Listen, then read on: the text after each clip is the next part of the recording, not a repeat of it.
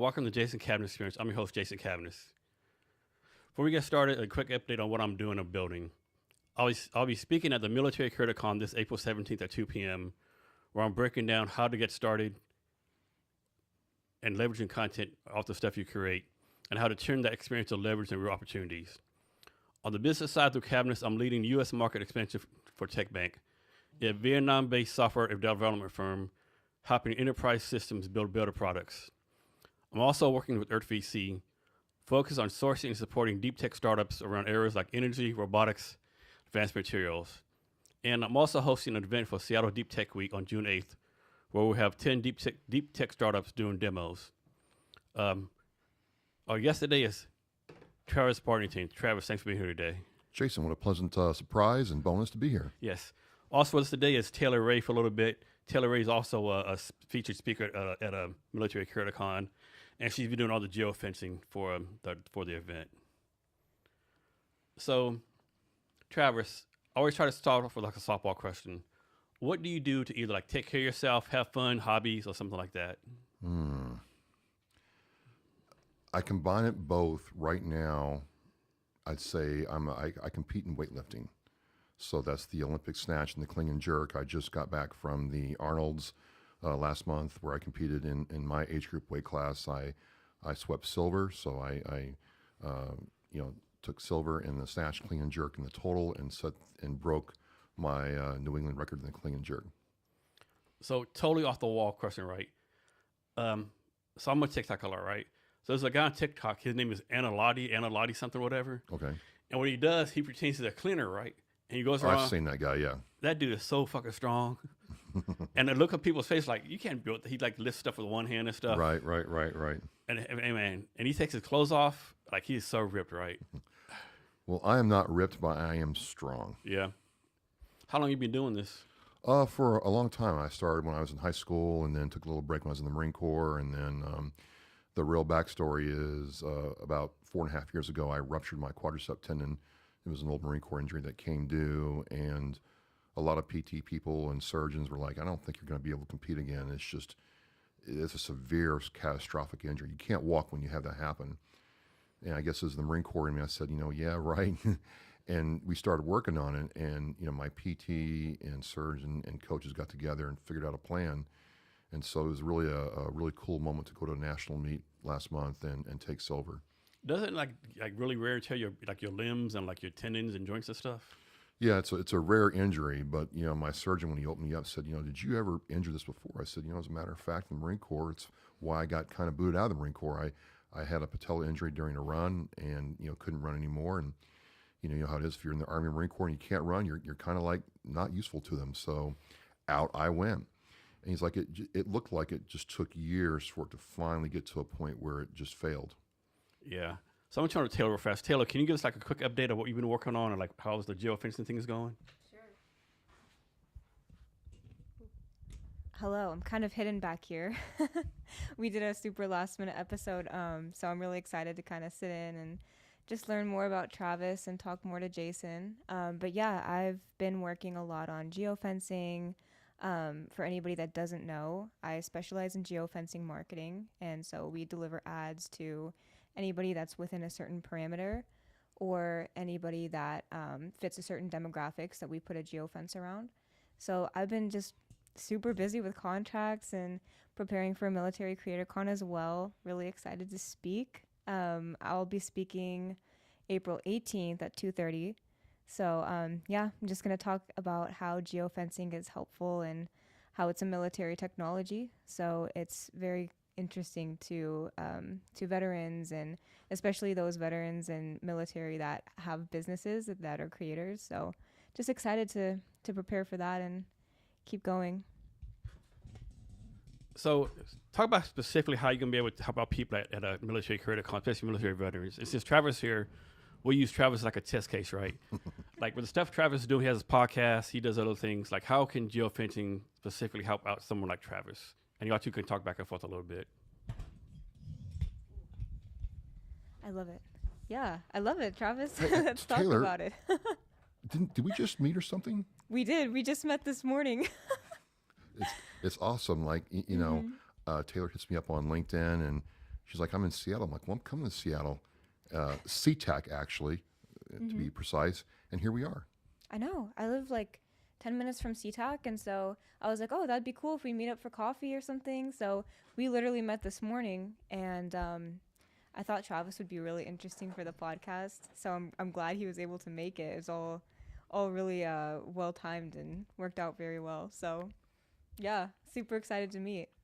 So I know what geofencing is from a cyber perspective, but let's just say I'm going as Oscar Mike Radio, or I'm doing my TV show, or I'm doing my vocal work. Could geofencing work for me? Definitely. And in what way? So there's a few ways it could work.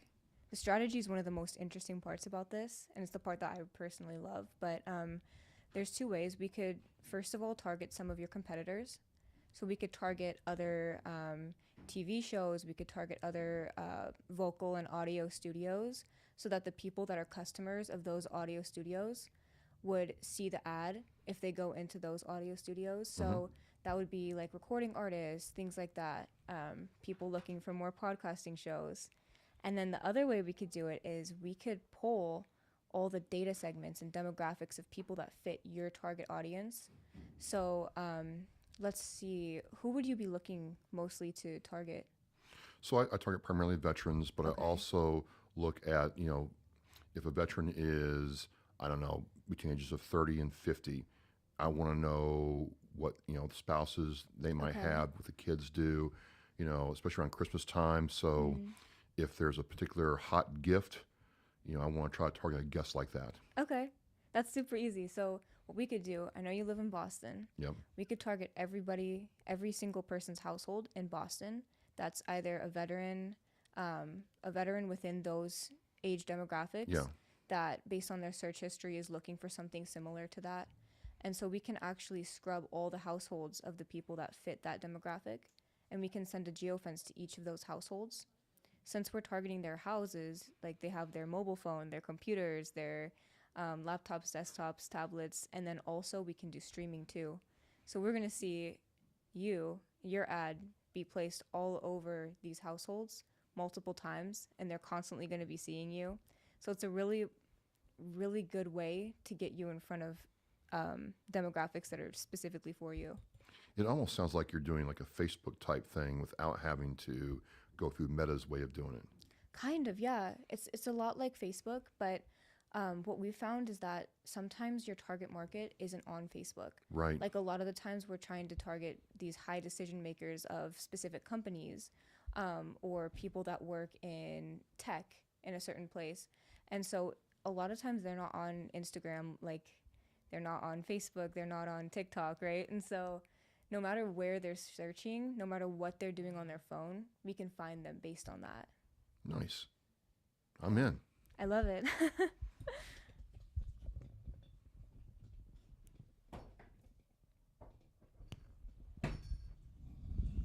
Also, want to give a shout out to Taylor. She's like my first official sponsor for the Deep Tech Week. We're still figuring out how much money she's going to give up, though. So, Travis, talk a little bit about what you're doing right now. You're crocheting something for the MCC? I am. You're right. So Mara's like, hey, I need items for the raffle. I'm like, I'm working on this camo blanket. And I said, I'll make it for you. I'm almost done with it. I'm on the final third of it. So I figured, I got some time during the panels. I'll bring it and work on it. So it's a really funny story how I got into doing this. Yeah, I said, how does like a big buff Marine weightlifting 10,000 pounds, like doing some crocheting? So when I first started Oscar Mike Radio back in 2016, one of the first people that reached out to help for me was a woman by the name of Jill from Georgia, and she made blankets for veterans and the VA system down there, and she needed yarn. And she reached out to a friend of hers who reached out to me saying, hey, can you help her out? I'm like, I don't know anything about yarn, crochet, or anything. Like, what is this? I mean, if it's motorcycles or cigars or bows or firearms, great. I got you, but crochet? So I found this group of women who do Project Linus, and Project Linus is all over the United States and worldwide, actually, and they make blankets for kids with cancer, and Linus had his blanket. And I don't know about you, every now and then I get out my Marine Corps poncho liner, and that's my blankie, right? So I'm like, okay, I got motivated. I went there and asked them. I said, hey, can you give me like some yarn scraps or yarn you don't use anymore? And they're like, yeah, we'll give you the yarn, but typical New England women, we're going to give you the yarn, but you've got to learn how to crochet. Nothing's free in New England. Nothing is free at all. And the thing was, they wanted to watch this big Marine with these big, huge mitts work a crochet hook so they could laugh at me. Once they laughed at me, then I got the yarn. But I'm doing this and I'm trying to like get the hook in the thing and feed it out. And I'm like, I am not going to let a piece of string and a crochet hook beat me. Screw that. I'm gonna conquer this thing. And I just stuck with it. And then like 6 months later, I started being able to do these things. And now someone's like, hey, you know, I got this fundraiser coming up. Can you make a blanket, or do you have a blanket you can donate for this? I'm like, sure, here you go. So I'm doing a blanket right now. I did one for the town of Abington that we're raising money for a mobility van for veterans. And I hosted that blanket at Yaz's table in Abington, and it's raised a lot of money. And so I don't know why I do it. I can't really tell you a specific reason why I keep doing it, but I just do it. People like the blankets, and so here we are. So, Travis, I think the saying goes, once a Marine, always a Marine, right? Yes. What does it mean, like, after all these years, like, still be like, I'm a U.S. Marine? What does that mean? Talk about that culture they all have. It's just never going to go away. There's just some things that I do because I am a Marine. There's been times in my life, both personally, professionally, where, you know, I'm getting my tail kicked because, you know, life just happens to reach up and smack me like with my injury. And all I have is that Marine mindset that no matter what the objective is, I'm going to overcome it. I don't care how painful it is. I don't care how long it takes. I'm not going to quit. I'm never going to stop, and I'm not going to stop until I win. And Marines, aren't they, like, they're part of the Navy, sort of, kind of. But isn't the Marines, like, it's his own separate thing? Isn't the Marines, like, part of, like, the smallest service thing? Like, maybe 200,000 people in the Marines? We are the smallest branch. We're the smallest branch. And so we are, technically, we are naval infantry. But, you know, we are part of the Navy. And if you're a Navy guy, good luck trying to tell a Marine what to do. Right. Well, you know, they're our Uber, you know. Yeah. That's what we tell them, and they just consider us cargo.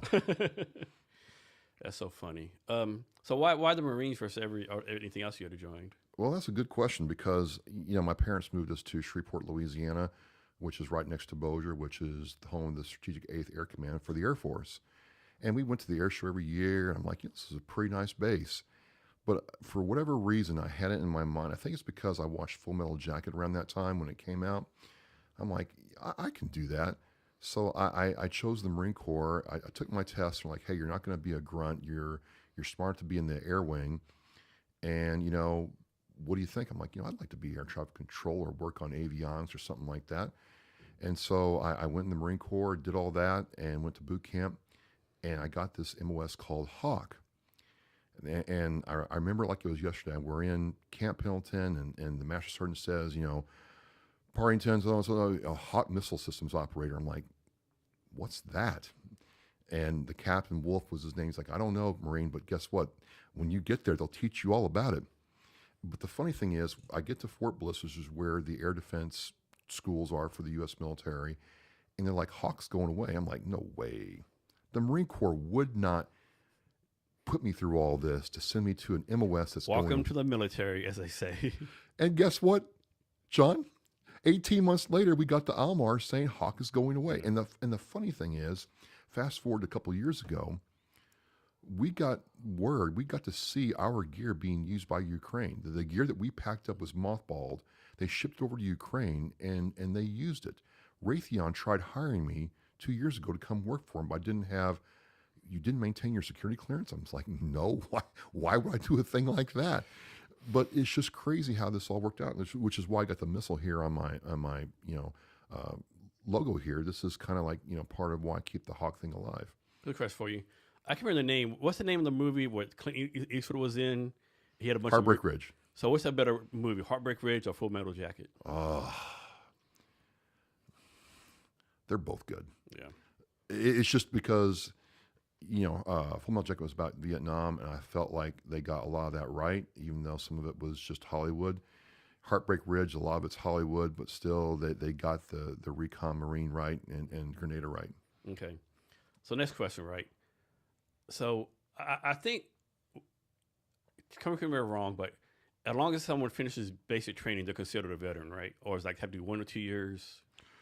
Or do Well, you know? it's changed over the years, but now if you've completed basic training, you are considered a veteran. Okay, so question for you this, right?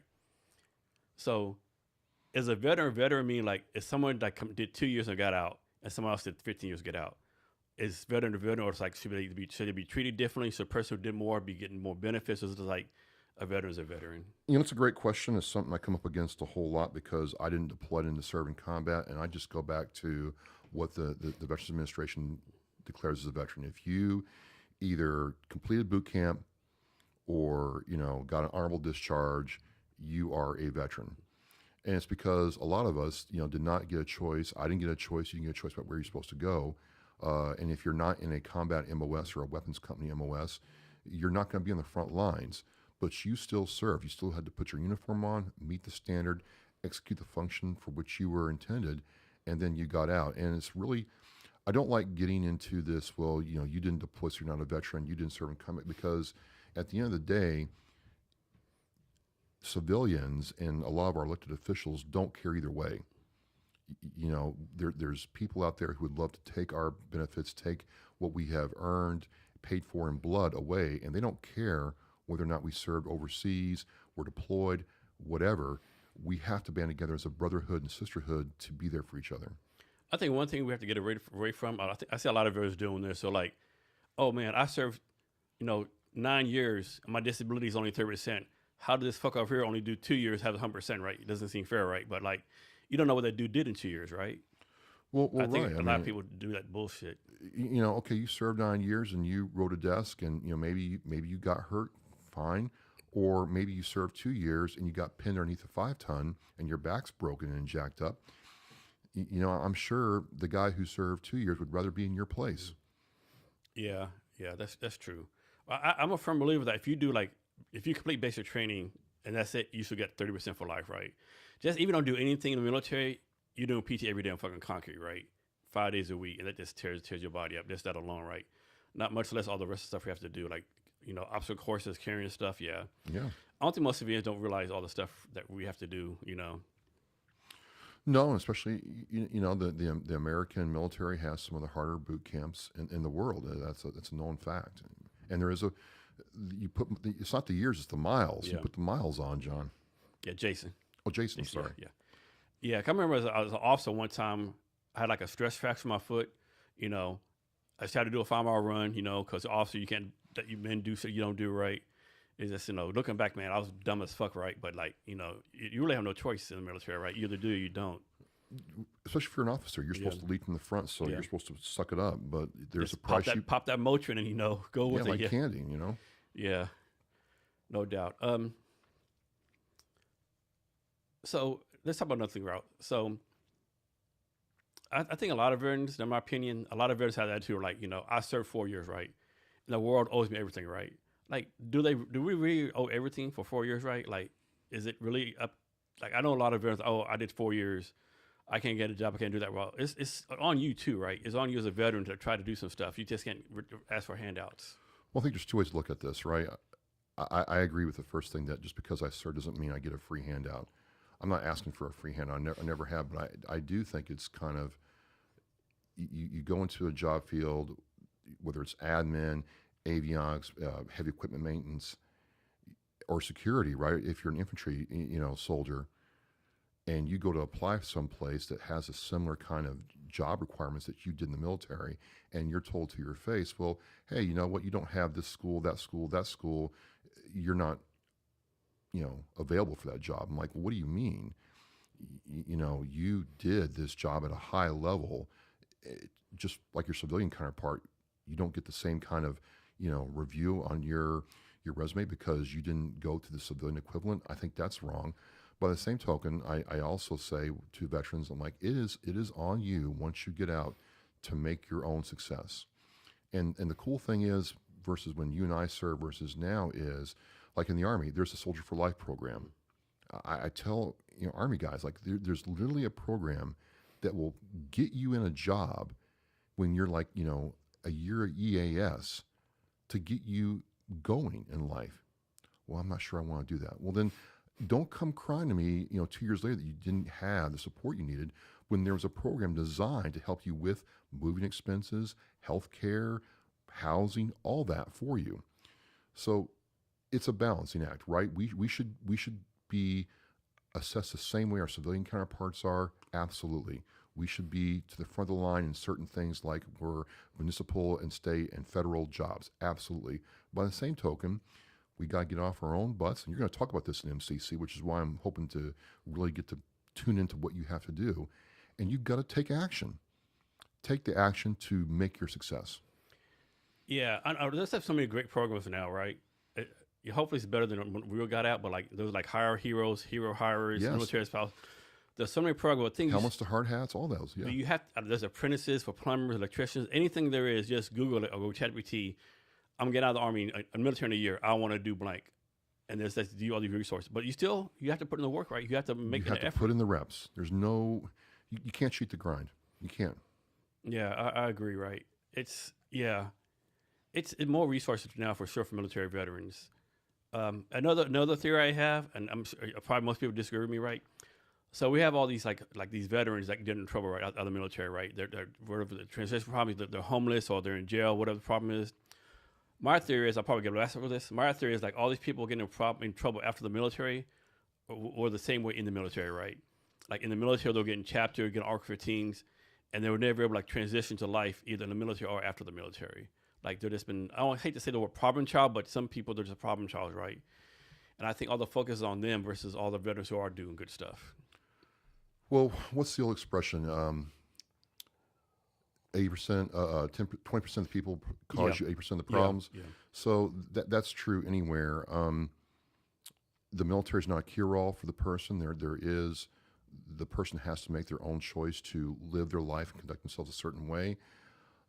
Which is why I am one of those who, okay, if you got out with a dishonorable discharge or honorable discharge, and I get blasted for this, Jason, I'm not going to put the effort into you the same way if you got out with an honorable. Yeah. Or a medical. Medical's the exception, but if you got dishonorably discharged, you don't have your good conduct medal. There's too many other people that played by the rules, did the right thing for me to sit there and give resources to somebody who did not. So I will push back just a little bit, right? Okay. My thing is like they got dishonorable discharge, but at least they made a good faith effort, right? At least they attempted, right? Where like most people don't even make an attempt, right? So I will give them that credit. Would I spend like as much time as done as somebody like got honorable discharge? Probably not, but at least in my mind, okay, you made an effort, right? And it didn't work out. Well, if you got dishonorably discharged and owned it, yep, I was a screw up in the battalion. I didn't take life seriously. I got out and realized I need to make change. And here, yep, I was a screw up, and this is where I'm at. I'm gonna give you a second listen for sure. Yeah. Absolutely. So I was in the Army 25 years. In 25 years, only seen one person get a dishonorable discharge, right? Really? Yeah. I mean, in the Army, you had to fucking try really. I was gonna say you got to try really fucking hard in the Army. Like in the Army, we're like, okay, second chances, third chances, like. Yeah, or those some shitbags in the Army, right? I joke around all the time. Like people talk all the time, like I want to hire. You hear me say I want to hire veterans. Are you sure, right? Because I was in the Army, people I work with, or work for, or work for me, I wouldn't hire to cut my grass, So yeah, it's like any other demographic, right? There's good people, bad people, people you admire, people like man, like yeah. Well. I love hiring and working with veterans. I work with a lot of them, and there's that camaraderie that we all have, whether we're Army, Navy, Air Force, whatever. But there's some people in my battalion that they just seem to love to find trouble. Trouble. It just found me. I'm like, no, trouble didn't just find you. You went out and looked for it. So I got a funny story for you, right? Okay. Not that somebody got in trouble, but I was a captain career, right? Had an E6 award for me, right? And during the 1 month period, she was in 5 accidents. What? It gets better. She never drove the car. Each X accident, she was in the back seat. And he's like, it's not my fault. Like Staff Sergeant, you in 5 accidents in the back seat.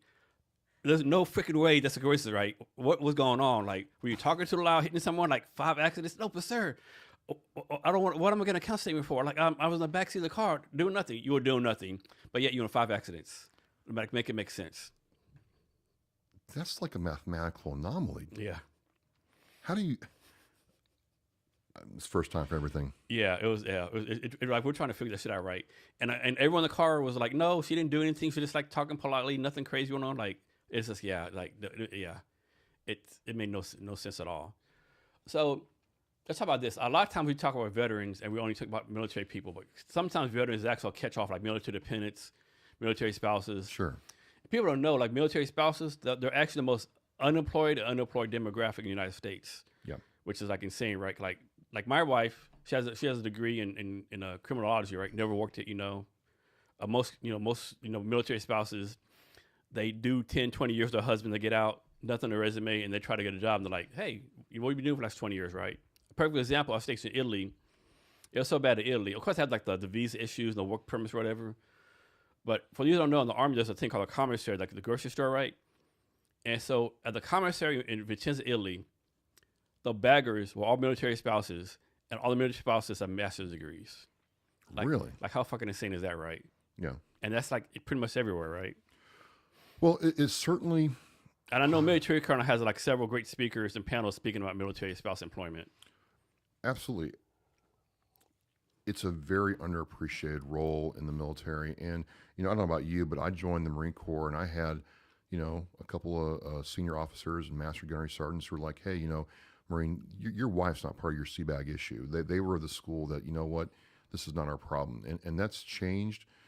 But as I've learned throughout time, you can't sit there and diminish the value a spouse has, especially a wife, in making sure the other part of the unit is fine. If that young wife for that E2 to E5 or that O1 to O2 is not getting the support she needs, it makes the other job a lot harder for that Marine, that soldier doing that job. So if there's support there, if there is, programs and employment there, it's a better experience for everybody. Yes, I belong to this Facebook group. I never post on there. I just like go in there sometime. I think it's called JBLM something, whatever. And it's like kind of sad stuff people post on, like wives be like, or spouses are say, my spouse has been deployed to Korea for a year. I have no one here. All this sad stuff, right? Like I can't find a job. Like, man, like it's like, man, I'm like, man, they still have the same issues after all these years. Spouses like having time to adjust. Like one spouse, me and my husband, he's a PFC. We got married 2 months ago. We moved here from like Kentucky, first time out of the state. I'm here, JBLM. And they tell me my husband has to leave for 6 months. I didn't know that. I would have stayed at home. No one's here. It's like you heard these sad stories. And the thing like FRGs and military groups are supposed to take care of everyone, but man, like they really don't have time, right? Because everyone has they have their own stuff to deal with. Well, so let me ask you this, Jason. I mean, there was a time in the Marine Corps where if you were an E4 below or an O1, you had to get permission to get married. Do you think we should bring that back? No, I don't. Yeah, I mean, But that would solve a lot of these problems, though. It would. The bigger problem is this. I had this happen several times in the military. Hey, sir, just let you know, PFC John got married yesterday. Who you married? This lady named Chandelier at the so-and-so strip club. That would happen all the time. And 3 months later, of course, they get a divorce, right? Well, yeah. I mean, for that, yes. She used to be able to say no for that, yeah. But something like hometown love, probably not. Probably not? I don't know. What do you think, Taylor? Is love real that we should allow these guys to get married? I feel like, yeah, because at the end of the day, like, it's America. So you still have to have that level of freedom and, like, you have to be able to follow your passions, follow your dreams. So I think so, yeah. Ooh. But also, I didn't realize there were issues like that. All the time. All the time. That's funny. Goddamn Chandelier. I think it was Chandelier or some other name like that. She like married like four of my soldiers like in a year period. I never want to meet Chandelier. I don't want to be the number 5. And let me guess, none of these soldiers listen to you, Jason. Oh no, of course not. They didn't listen to anybody. I was in love. Love's not real, dude. No. So, how many years did you do in the Marines? 3.5. 3.5. Okay. Yeah. And like, in my mind, it's like Army has a lot of cool stuff. There's Rangers, stuff like that. The Air Force, I don't really know how their military unit. There's like flyby boys. You got the Navy. Doing like a year, like 6 months on a boat, hot bedding. With like one bed of 3 people. Right. Of course, I'm making all this up, kind of, sort of, as a joke. But like the Marines have this stereotype of like being like rough and tough, like the real military, right? Is it really like this? Are y'all really like gung ho tough, like ready to kill people in a minute, or like is that just a stereotype in a minute? Well, I mean, it's different because I was in the air wing, and they considered us hawkers, half air wing, half grunt. But you know, when you're sitting out there and it's 121 degrees, and you're drinking 4 gallons of water in an hour to stay alive, and you got to go inside the control van, and there's we took targets from Yuma, Luke Air Force Base, sometimes Miramar. Uh, we're trying to kill those guys. We understand that if we do not engage the enemy aircraft and take it down, it's going to either kill us or kill the objective behind it. So we took it pretty seriously, and then we humped. We did small weapons exercises. I had my 240 that we took out in the field. We did all that stuff. So today, would you recommend someone join the Marines? I would recommend anybody join any one of the services because regardless of just baseline, regardless of what service you join, Space Force I don't know anything about, so I can't speak to that one. But let's just say the Coast Guard all the way up to the National Guard, you're going to get a base set of skills and experiences in life that's going to put you ahead of other people. You're going to understand how to deal with adversity. You're going to understand how to deal with high expectations. You're going to learn things about yourself that you didn't know, and be able to take that and turn to different areas in your life. I would not be where I am if I didn't have that time in the Marine Corps. I wouldn't understand certain things about myself if I didn't join the Marine Corps and go through those challenges and adversity. So one time I was meeting with some guy here in Tacoma, right? He wasn't military, right, at all, right? And I was sitting there, and this other dude came in, right? And instantly, it's like we knew we were each in the military, right? And the guy was like, "How the fuck y'all know in the military? Like we just know, right? It's just you just know, Right. I don't know what it is, like the vibe, but you just know people in the military." So my thing is like I would never recommend anyone like retire from the military like I did now because they changed the retirement stuff. But like my thing is like, do the 4 to 6 years, right? Get the benefits, get a GI Bill, get a skill. I mean, the military gives you so many benefits.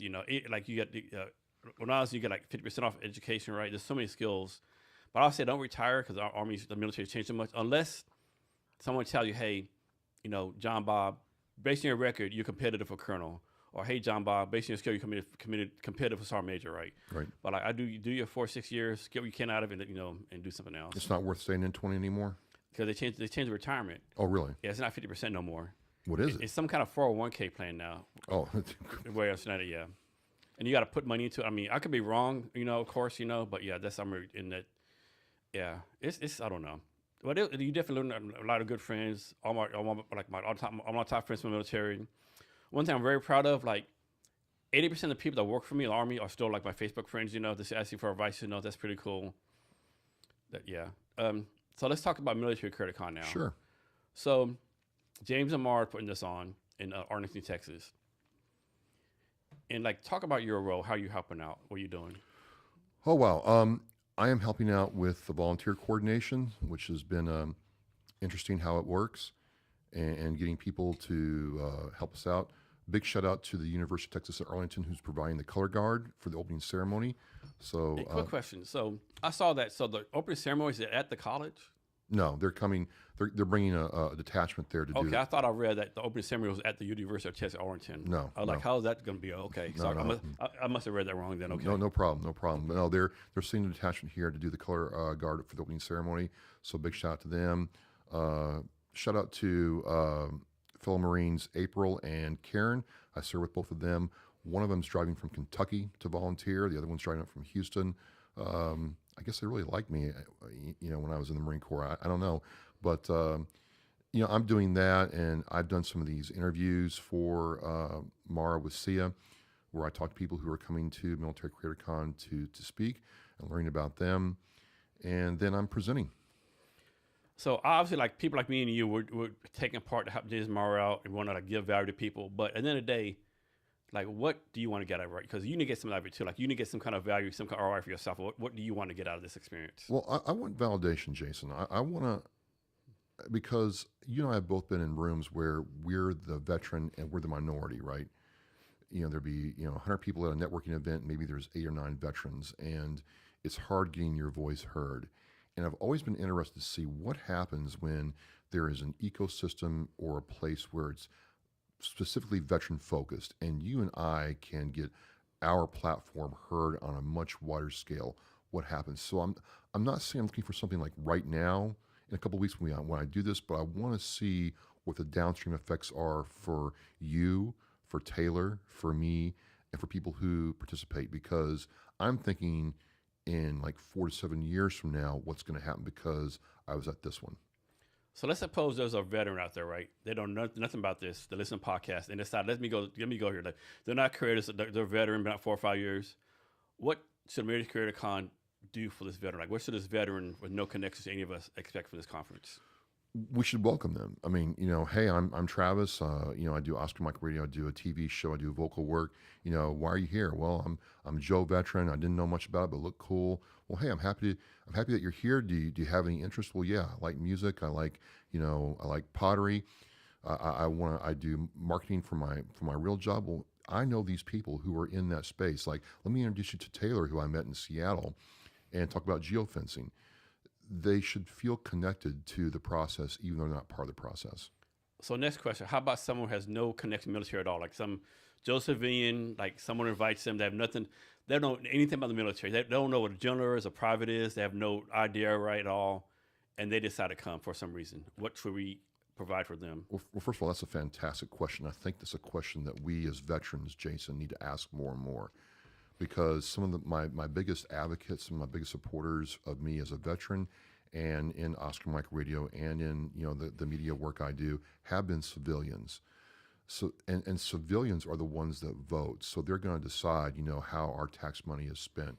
So if we have a civilian that bought the ticket, and the ticket's not cheap, as you and I both know, and they want to come, I want to find out, one, why they're there, who they're looking to meet, what drew them to this community, and how can I serve them. I'm not looking for them to necessarily serve me, but if they're there, if they took all this on, how can we serve them so they can help serve us? So from a point of view, how can the people helping to put on Military Creator Con, you, me, James, Mark, everyone else, how can we provide the best possible user experience for everyone paying tickets? Well, again, it's when they show up and they come in the room and they talk to us, I don't want them to feel like they're less than because they didn't serve. So first and foremost, they got to feel welcomed. Then we got to find out, hey, why are you there? I like when Taylor first reached out to me, I'm like, well, why are you doing this, Taylor? What do you have to, of all the things you could do, why are you flying to the Dallas-Fort Worth area to come, talk with us? So I want to find out why they're there. And then three, excuse me, I want to know what they do. And then again, how can we help them? How can they help us? So you kind of answered this already, but like the conference ends like I think the 18th at the end of the cigar whiskey night. I think it ends like 1 a.m. So let's suppose it's like you wake up in the morning on that Sunday the 19th. What needs to happen through the conference for you to say, you know what, this was a successful conference for me, Travis Partington? I get to meet more people. I get to understand how my message is received by a wider audience, not only a wider audience, but an audience that plays in this space. So is the work I'm doing in TV respected? Do people find value in that? And so to go back a little bit, with the podcast, with other things I do, I'm not really worried about having millions of people like what I do, even though that'd be nice. I'm looking to interact with one person at a time. So I'm hoping to connect with at least one person who found value in what I do. Conversely, I'm interested in connecting with one person who I'm like, wow, I met that one person at MCC and they changed my perspective, they changed my life, and I wouldn't have met them if I hadn't gone to MCC. So now my perspective is blown up, my mind shift has happened. Now I want to come back to see if that happens again the next year and the next year. So it's kind of funny, right? So another guy coming from Seattle, Barry Gibson, retired Navy guy, he's going to talk about Facebook monetization. He's on a social media channel. So I asked me, like, we were smoking cigars one day. I just asked, so Barry, what's your goal for the MCC? He looked me in my eye. First of all, not to bomb my presentation. I thought it was so funny, right? And it's true. Like we gotta fucking kill our presentation, right? We can't go up there fucking around. We gotta basically kill our presentation, Yeah, I feel pretty confident in mine. I always get those pre pre-conference jitters, like, it's game time, let's go. But, I've been doing Oscar Mike Radio for a long time. I've been doing my TV show for 2 years. I understand how community access media works, so I'm pretty confident in that. So I always look at it like, hey, it's just you and me in the 5-ton. We're going back to Mainside Yuma to get chow or some new, porta potties, and we're going to haul them back to the pause and, go do it again. So you could probably give your presentation right now off the cuff, right? I could do it right now. Okay, cool. Yeah, so with me, like I told you before pre-talk, I told you, like whenever I do this podcast, 10 minutes before the podcast starts, I always like, man, I hope Travis doesn't show up, right? Or like, man, I'm so nervous, right, all the time, right? Is that why you're pinging me? Like, look, like every 10 minutes, hey, are you coming? Are you on your way? Are you sure you want to do this? I'm like, yeah, man, I'm gonna. That's why. Is that why? That's why. Okay. Yeah. And with me, like I'm an introvert, but like I'm actually real comfortable like, talking in front of people, crowds and stuff. But one thing I've learned through all my years like public speaking, like probably like 15 minutes before I start to talk, right, I get real fucking nervous, right? Yeah. But the kids, if I get real nervous and like kind of scared, it goes away, and I do real well. The times I don't get nervous, I completely bomb it, right? For whatever reason, if I'm not nervous, oh shit, I'm gonna bomb this shit. Yeah. Everybody's different. Everybody's different. I mean, I have people that do podcasting who are great, like right now, but you put them in front of a group of people, they clam up. They I don't know why that is. It's not something I've had to work at it to get to this level of comfort. So it's not like I just do it naturally, but I'm like, okay, I could do this right now. One thing too, like a lot of people get on the phone, like, hey, I'm Jason, I'm blah blah blah, like talk for 20 minutes. I can't do it. It takes me a lot to do that, right? Really? Yeah, like you see the Instagrams I've been posting about military CurtiCon. Right. Man, it takes me like 33 hours to do that 1 10-second clip, right? I mean, that's a slight exaggeration, of course, but yeah, it's not my thing, right? Sure.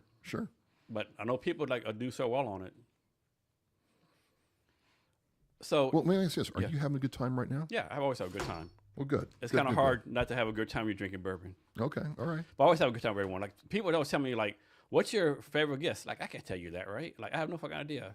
Like I've had like, especially since I moved in here, I have a lot of great guests, a lot of good times. So one thing I'm proud of course, like I said, everyone wants more downloads, more views, whatever. What I'm proud of so far, hopefully you'll be the same way. Everyone has said, Jason, I had such a great time on your podcast, right?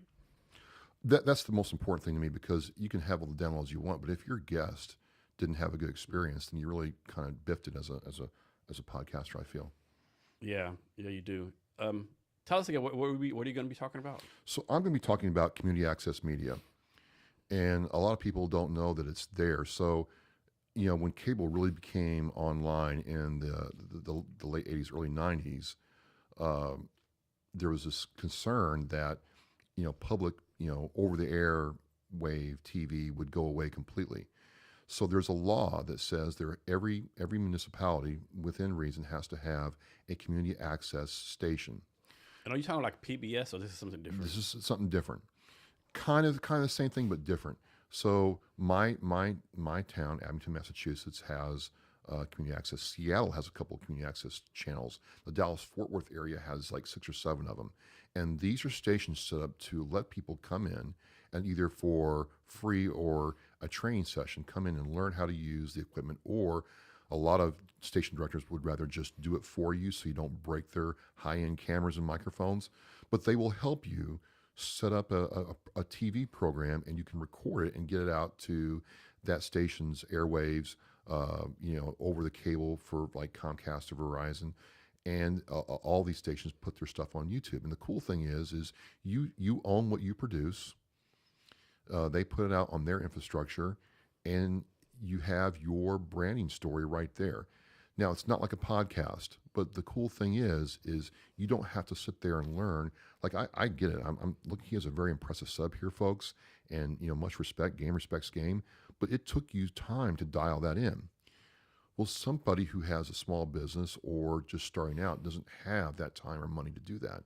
So you can go down to the community access station and start your own TV program, get somebody to help you get the camera and the lighting, the angles right, and then work on your delivery and get your message out there. You can bring guests in. And I was telling you before we got on, the same people who might not want to come on my podcast have no problem coming down to TV and being on a TV program. And because you start locally, you can get your brand out in the local community a lot easier. So if you're a business owner, it allows you a way to introduce yourself to other local business professionals. So explain the concept behind the name Oscar Mike Radio. Sure. So Oscar Mike Radio was started almost, the concept was almost 10 years ago to the day. And when I started Oscar Mike Radio, I was going through a very difficult time in my personal life. And I'm a lifetime member of the Marine Corps League. And one of the things that we would do is we would go and do veterans funerals and do the Marine Corps League ritual. Well, a lot of these at the time, this is when 22 a day was really getting going. We did a lot of veterans who had killed themselves. And it had an effect on me. I'm like sitting there, life is kicking my tail all over the place, Jason. And I'm like, well, what is going on? Because the real catalyst was we did a Marine Corps League ritual, and the parents come up to us and says, well, why are you guys here and my son is not? And I'm like, I got to do something. And I'm like, well, I didn't want to do a blog. I couldn't afford terrestrial radio. It's about $500 an hour on the AM spectrum where I am, but I could do a podcast. And so when I thought about the name for the podcast, the logo and the name were all combined. Like Oscar Mike is, we're on the move, we're on mission. And I wanted to remind myself that I'm doing this to be on the move or on mission for our veterans and those who serve us and support us. So that's where the Oscar Mike came from. So can you go back to your very first podcast? Can you tell us about what your equipment actually was for your very first podcast? Sure. So my equipment was a laptop, and it was a Blue Yeti Snowball microphone. The starter microphone for podcasters. Starter microphone, and it was terrible because I didn't realize what that microphone was actually meant to do, and I spent a lot of time on Audacity. Microphones are different. There's dynamic, condensed. If you don't have the right one, you're kind of fucked. Someone's dog barked, 2 doors down, and it heard it perfectly. But what it forced me to do was take Audacity and make my sound better. So that was my start. So I'm gonna talk about this. I'm doing my presentation, but like my third podcast, I was doing it. I had like a laptop, a basic microphone. I was talking to some guy. I had a pen. I clicked the pen every second for 30 minutes, right? Yes. And you heard the pen click more than our voices, right? And like I didn't have the heart to tell the guy, "Hey, I fucked up. Can we do it right?" So I spent literally maybe like 10,000 hours editing those clicks out right, so I could post it right. Of course, you don't see no fucking pins anywhere on my fucking desk right now, right? Or do you like it when someone does this on the desk? Oh no. Yeah, but it's a lot of good stories, right? And the thing like people say I have good equipment. The thing is I have like it's probably maybe $10,000 worth of equipment here, like Cameras 2000, different things. But like that's over a course like 6, 7, 8 years, right? You gotta. If you're doing a podcast, please do not buy $2,000 cameras, $500 microphones. Do the podcast right. Like on my speech, my presentation, I'm talking about like I've actually helped 33 people start podcasts. None of them are still doing it right. I even did a thing the last four. I said, hey, the first 29 I helped they didn't go past episode 10. I'm gonna charge you $500. If you get to episode 10, I give you money back. Those 4, I was able to keep the money. Like no one gets past episode 10 for some reason. Yeah, it's a real thing. Podfade's a real thing. So there's 5 million podcasts on Apple. Yours and mine are in the top 10 percentile because we're consistent. And so I got asked why. I said, well, because a lot of people start podcasts for the wrong reasons, or 1, and then 2, like yours and mine, we have identified our purpose. Your podcast, your show is purpose driven right from the get-go. So is mine. That's where we have commonality, right? And if you have not identified your purpose, you're gonna fade. Also say this, like, don't start a podcast. Like, don't do this. Don't Google top 10 podcast ideas and pick one of those and do it. Like, suppose like one of the top 10 is like making shot glasses, but you know nothing about shot glasses, right? And people do it, right? Yeah, they pick the top 10. They do, and they're done, right? And another thing too, like, don't do the interview podcast and like have a guest and you talk 90% of the time and the guest only 10%, right? That's not an interview podcast, right? Just do it on your own, right? Right. And too many people like want value right off the way, right? We're all not Joe Rogan, right?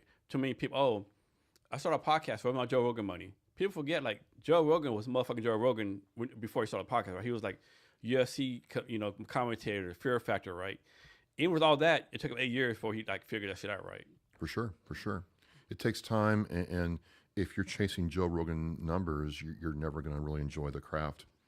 No, and you got to keep in mind, like there's those stats like there's like 5 million podcasts, 3 million, but one thing's consistent. Everything says only 10 to 50% of us are still like active making podcasts. Like at least, and actually, it's like once a month, right? So how many of us are actually doing podcasts once a week, right? Has been even fucking lower. Well, I do mine once a week. I've done it for over 9.5 years now. I'm like 16 shows away from number 500, and it's still fun for me. It's still fun for me. I still enjoy it. I still there's something I'm working on right now for a veteran in Vermont that's really near and dear to me. But it's also experiences like this. Like, how cool was it that Taylor reached out to me on LinkedIn, like, "Hey, what's up?" And I'm like, "Oh, Taylor's from Seattle." Then she's like, "Hey, I know Jason too." And somehow, some way, we three fit, all three of us, Yeah. in one day. It's really, you can't get that anywhere else. The thing with podcasts, like people have this expectation. I do a podcast today, tomorrow, Travis is gonna be my customer, right? No, it doesn't work like that. I can't tell you. Once a month, I get an email from someone. "Hey, Jason, remember the podcast we did 2 years ago? Well, I just signed $1 million deal because of it, right? Thank you." Like, Well, thank you. Did they give you a little, like, a gift card or something, Jason? they do sometimes. Okay, They do I know I sometimes. would. Yeah, they do sometimes. Yeah, but I mean, yeah, you have to be Now, patient, for right? real folks, if somebody signs me to some like book deal or narration deal because of this show, I will definitely kick in something to Jason and Taylor. She gets the finder's fee too. I mean, we all win. Yeah, I think you got to be patient. Opportunity's not going to happen right now. You got to No, think the no. long game, right? Like sometimes I try to do, I get sponsors sometimes, and people are like, "Well, when can I expect an ROI? I want something like within 2 days." Like, motherfucker, you're not getting a fucking customer, like $1,000 customer in 2 days, right? No. It takes time, right? But a podcast is definitely a lot of fun, right? A lot of opportunities, a lot of different people you meet, yeah. So you've done like over 450 episodes. I have, yes. Have you been consistent? Like, it's once a week for the last 9 years? You take any If breaks you or look, anything? if you look at it, even when I was hurt, it was once a week for the last 9.5 years. So let me ask you this. So I see if you're the same way. So when I started out, I used to go on LinkedIn, like ask for like guests all the time. Now I get at least 10 like emails a day from random people, right? Yep. Are people reaching out to you now, like saying, Yep. "Hey, I want to be on a podcast"? People reach out to me, word of mouth. Prior guests will refer me to people they think I would talk to, and I'm really flattered by that. It's really humbling that someone thought enough of their experience to do the word of mouth. Those are the most powerful ones. But yeah, it's like that now. And then I don't know about you, but some people don't understand. Like I'm out till July. It's either I do 2 or 3 days a week or put the brakes on. It's really an exciting time. And you do yours over remote and Zoom, right? I do them in person. I can do them in person over Zoom. I prefer to do them in person if they're in the Boston area. My kit is mobile, so I can take my camera and audio and meet them there. But a lot of them are over Zoom, yeah. So I used to do Zoom, and this is why I switched to in person, right? First, in person is so much better, right? Just more, you can like see the person. Sure. But so I was doing Zoom, right? And it happened like 3 or 4 times where I got tired and quit. I would like be in a video with someone, I would call someone, hey, John Bob, like make sure that, quiet place, your house, have the equipment, whatever. And then motherfuckers show up at fucking Starbucks or fucking phone, right? Like, dude, what the fuck are you doing, right? No, we can't do an interview, right? I can barely hear you, right? I have it like 4 times, like, I'm done, yeah. No, that's the challenging part of doing the remote ones. You just can't control the environment, and some people don't have the investment that you've had. But these people are like, oh yeah, like we would do like a Zoom call before, like they were saying, I'm gonna do the interview here in my house. Here's the phone with my equipment, and then like 2 weeks later, they're at the fucking Starbucks. Oh, I forgot about it. Like, what the fuck, dude? Yeah, that happens, and it's either have a situation like this, which is very nice, or adjust accordingly. And sometimes, it's just like, hey, we can't do this show. It's just not going to be a good outcome. Yeah. And you have the power to do that. Yeah. So why do you focus on human story of veterans versus anything else you could talk about? Well, I've done historical veteran stories. When I do Black History Month, I talk about this history around that. I'll talk about, sometimes when a plane or sometimes aspects of my job. But to me, we serve in for the same country, same flag, 4 or 5 different branches, but everybody's story is different. Everybody has a different origin story. Everybody has a different transition story. And it's so interesting to me that someone serves in the military, maybe got out as an E2 or E4, E5 or an O1 or O2, but go on to, create a business, create a legacy that how they do that and why they do that. And then there's some of our veterans, as you know, Jason, who have overcome insurmountable odds. Aaron Hale, who is the EOD guy who, got hit with an EOD blast and is blind and deaf, but now has his, confection business and other businesses that he's a part of. It's an amazing story. And so I want to capture what those stories are. So back to employment real fast, right? Sure.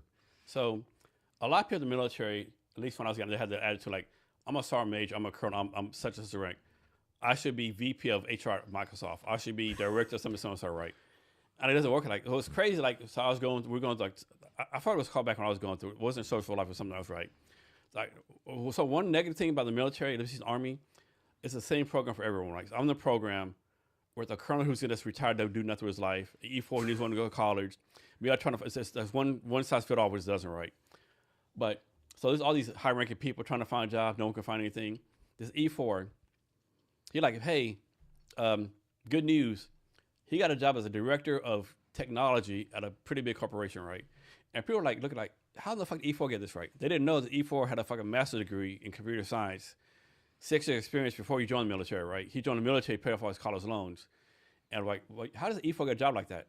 But he didn't say, I'm specialist John Bob. I'm like, he just broke down his experience, right? And like, it was such a cool story. And you see all these colonels telling me like, how the fuck you get a job? I can get shit. What the fuck's wrong? What the fuck's wrong with this program? So I've had a couple officers get really honest with me, and sometimes officers don't want to do that because they're officers. But a couple of them told me it was a really hard adjustment when they realized that just because they're an 05 or a lieutenant colonel that they didn't have an army of people to do stuff for them. And oh, that was so hard for me, guy. I'm used to being a major army, like, hey, Sergeant, do this PowerPoint for me, or create this for me, create that. My first job, like, ain't no shit like that, right? You gotta. And that was a big struggle for me. I ain't gonna lie, big struggle for me. It was a big adjustment for them, and they had to, understand that. Oh wow, that they met a couple of E4s who had gotten out, and like this guy knew more about how the business worked and about how the business world worked than I did, and so it's a challenge for everybody. So, what do you think civilians need to understand more about veterans, or what do they misunderstand about us? Well, I think the first thing, what you see in the movies isn't exactly what you see when we're sitting in front of you. I think, again, we're not looking for, the majority of us, I'm not saying all of us, are not looking for necessarily a handout. We just want a fair shake or a hand up. We want you to get to know us and help us translate our military experience into something that can work for you.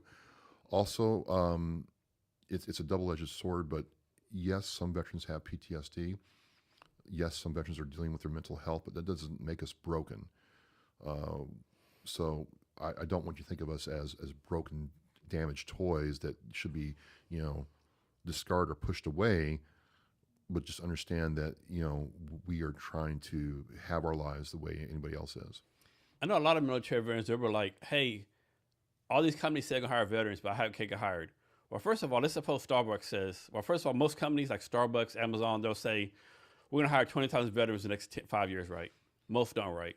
I'll give Starbucks credit. Starbucks only one who says, we say we're going to hire 20,000 veterans, we want to hire 3,000. We didn't because of these reasons, right? We're trying to get better, right? Most companies like Amazon or whatever, we'll hire 20,000 veterans, but they will send nothing else, right? But even though a company, Microsoft or Boeing or whatever the case may be, I'm saying Seattle companies, they say they're going to hire X amount of veterans, you still have to be qualified for the job, right? It's not a nonprofit, right? They're going to hire Specialist John Bob or Colonel Joe Blow for the goodness of heart, right? They want the PR from it, they want all the good part, but like, if they're hiring for like a software engineer and you don't know how to turn on a computer, you're not going to get hired, right? It's not a nonprofit.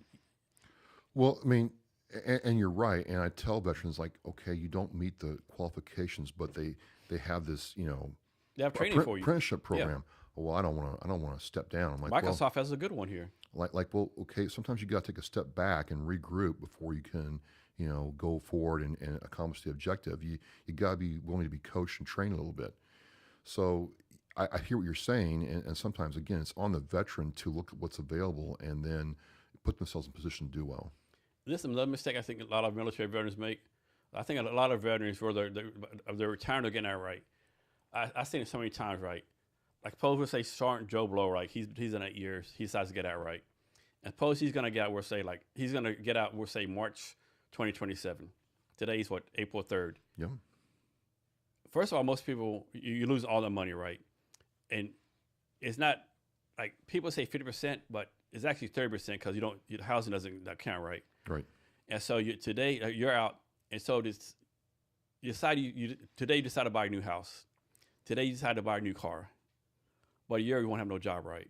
And so many veterans, they put in some position like they have to take the first job they get, right? But it's not a good match for them, right? And then they had the job, they hate it, they quit, and they get this like economic downturn, right? Well, that does happen. I mean, I had to take the first job I got when I got out. I was working for CVS and learned real quick that I hated it because nothing was worse than a 78-year-old man who wanted a certain prescription to entertain the ladies and was told that he had used all his allocation for the time period. And you're getting time out.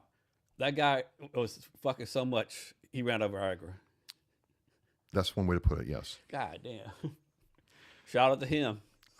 On one hand, I game respects game. On the other hand, like, sir, Dude, you are 78 years old. Like, there's no more. Like, slowly roll. What do you mean there's no more? I want to talk to the manager. So I mean, there was that, and then I went and applied for jobs and like, have you done anything technical? Yeah, I've worked on this high technical system.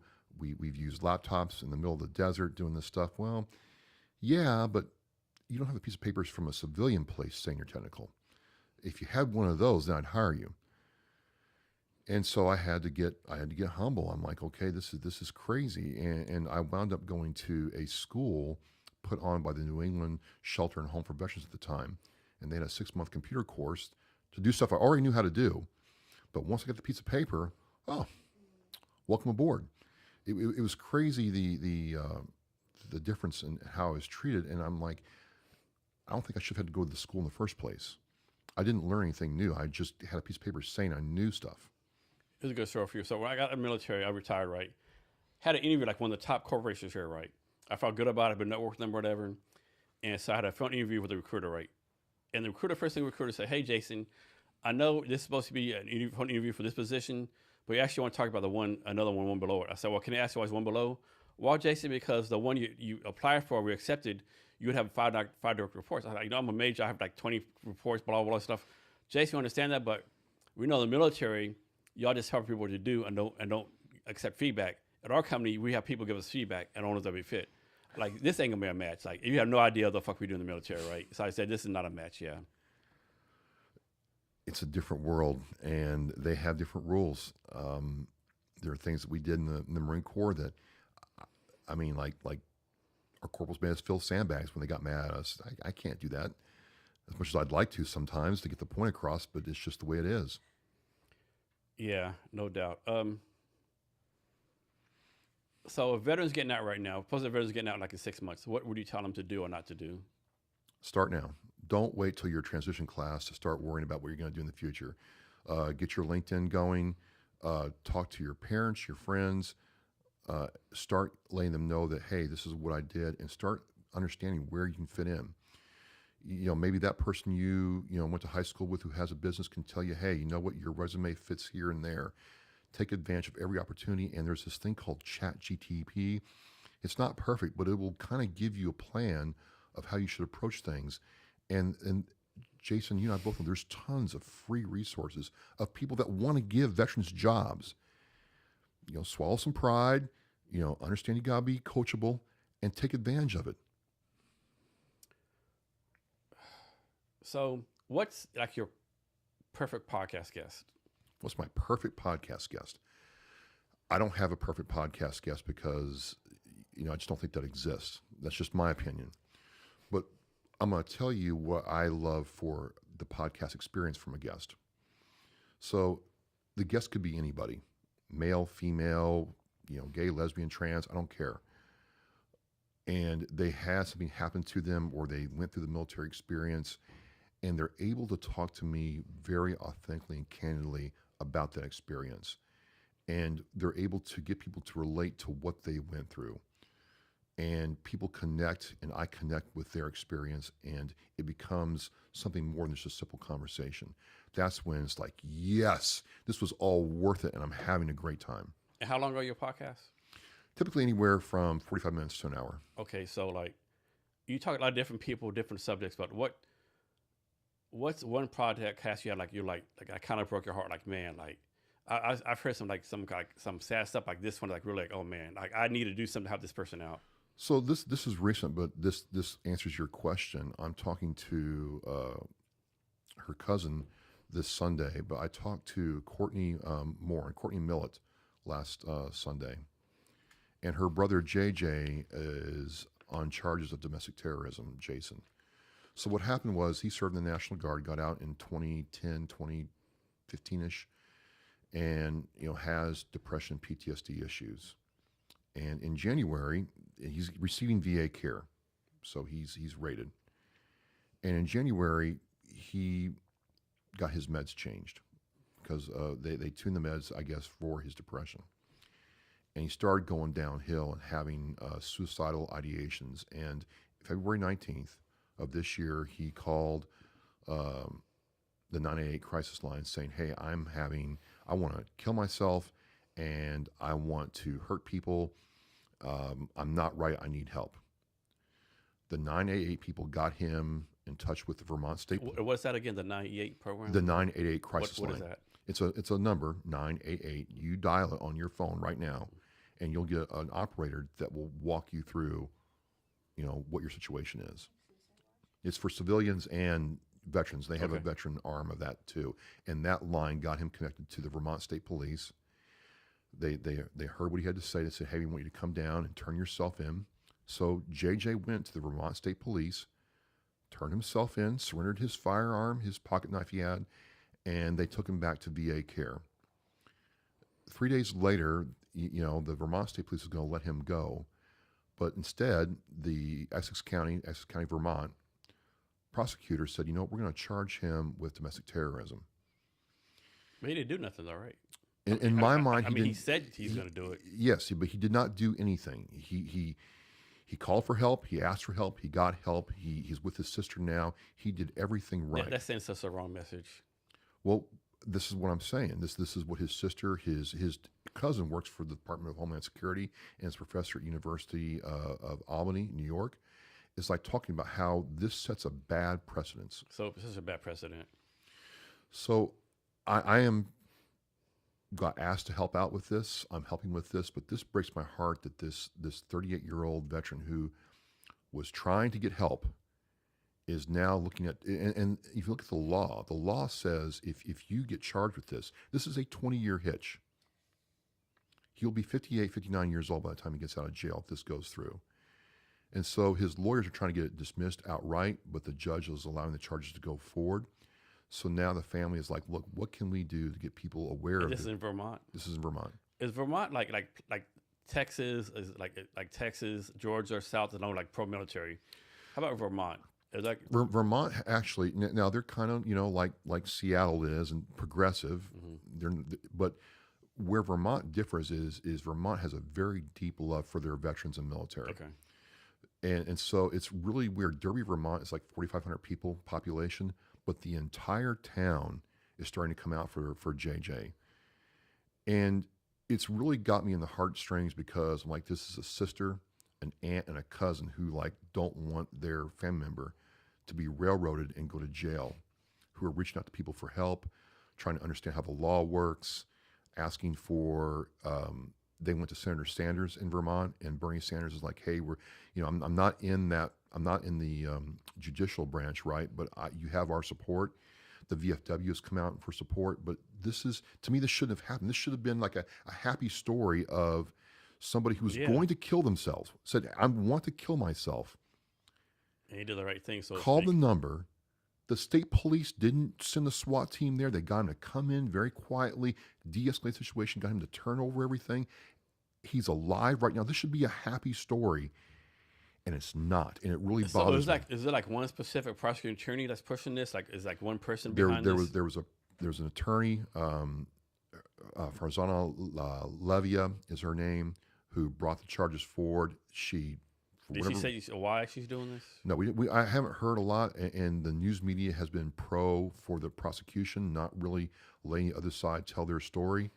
For example, they were told that JJ had manifestos. Well, no, he didn't have manifestos. He had journals because if you're in VA care for therapy, they want you to journal what your Yeah. progress is. I mean, I'm not in VA. I receive VA care physically, and they want me to journal my leg Yes, stuff. same here. Yeah. Right. So they got those journals and called it a manifesto, and they weren't. They weren't. So how can people help out? So right now, there is a list of things that the cousin wants to do, and the family is trying to get people to tell the story. So I said, hey, I'm going to help you tell the story. I had his sister on last Sunday. I'm having his cousin on this week, and we're going to have the aunt on and the VFW, and then we're starting to engage with people at the state level and the national level. Like, to me, this is something that Secretary Collins should take a look at. His VA changed this guy's meds. They should be, helping the family out and make the case as to what happened. So I have to make sure I say the right words because, like, sometimes, like, so little live stream everywhere. Sometimes if you say the word, like, you get banned or whatever. Oh yeah. So, like, so let's talk about like the military, like, final solution, right? Yeah. Is this my thing, right? And I could be wrong, right? I just think, like, if someone in their mind says they're going to do it right, there's nothing you do to stop it, right? If someone's 100%. if someone says on December 3rd, 2025, 2027, as a wrap for me, I don't think there's anything you can do, right? Yeah. You can have all the programs you want, all the things you do, but if someone's down such a dark path, and everyone has a dark path, but, like, I don't think there's anything to do. All the programs are good, all the stuff is good. I just think, like, I don't know, right? I know it's a bad attitude to have, but I just, like, and, like, how do you, like, overcome that, right? How do you keep people, how do you, like, everyone has bad days, like, but how do you say, hey, today's a bad day, but tomorrow, if you're not there tomorrow, you have this great opportunity, right? Or you might have to see a sent tomorrow, or you might meet your future wife tomorrow. But how do you get people out of that darkness, and everyone goes through it, right? Well, I don't know. I mean, my other experience with this was there was a veteran in my area who drove to the West Roxbury VA and told people, hey, I'm going to kill myself. And they tried for 4.5 hours to keep this guy alive. You can't watch him 24/7. Eventually, if you do, you got to go to sleep. Well, he sat in his truck and killed him. He killed himself because he just that's what he wanted to do, to your point. But in this case, JJ wanted to stay alive. He wanted help. He asked for help. He didn't act on any of the things that he said or wrote down. He realized he was in a bad state and asked for help. And we finally, all the things worked, except for this to me, this miscarriage of justice. And so we have the 22 a day. The numbers haven't really changed in the last 10 years. The VA put out a report that it might be like 19, 20 a day, but it's not been. For all the money, time, and effort's been spent, we still have a lot of veterans doing this to themselves. I've got to be glad for this, but, like, obviously, even one is a bad number, but, like, 22 a day, that's a bad number, right? There's millions of veterans, right? Like, 22 a day, it's a bad number. It's not like it's 3,000 a day, right? For sure. Wrong. It's still 22 a day, 22 lives that don't need to be lost, but, like, maybe some of these programs do need to get credit for what they're doing, right? Well, that's why I'm like, wow, the 988 line, crisis line, finally worked. Like they had one that actually called for help. They escalated to the law enforcement the right way. Law enforcement didn't treat him like an imminent danger. They de-escalated the situation, got him he drove to the Vermont State Police barracks and turned himself in. That doesn't happen. You and I both know that if a veteran wanted to harm themselves, they just would have done it. Yeah. But for whatever reason, this all worked, and I wanted to see that aspect of it credited, what the Vermont State Police did and what the 988 people did to keep this guy with us. Talk about this, right? You have all these programs, like the phone numbers that people say, hey, you see a post like Facebook, LinkedIn all the time, hey, so-and-so just like got rid of himself, right? If you have problems, come call me, come talk to me, right? But the fact of the matter is, right, if you're going through shit, who can you really call? Like, who are you really call? Like, are you gonna tell your wife? No, you're gonna call Travis. I don't want to bother Travis. Like, I think this is mentality most people have. Like, I have to fix myself. Like, if I call this person, I seem weak. If I call this person, like, does it make any sense? Well, I think the one thing before that is, who do you call? There's this aspect of these final solutions where the person was lonely and isolated. And I can send this to you tomorrow when I find it because I have it saved. The VA did a study about how loneliness is a precursor to this kind of activity. So it might not be me or you, but if I know that I've got people checking in on me and I've got some place to be, whether it's for a coffee or a video game or just hanging out having some drinks over a combo like this, that might do more. You might not know about it. I might not know about it, but that might do more to keep somebody with us than saying, you know what, I have no value. I'm just going to end it. And something as simple as walking down the street and telling someone, "Hey, how you doing?" I mean, you just don't know. You might just break them in the fucking fog right then. You just don't know what your actions and stuff. How's it going to affect other people? Right, right. So I'm gonna take a break. I don't take a break. I want to do something different. I want to have you two talk to each other real fast, right? Okay. Okay.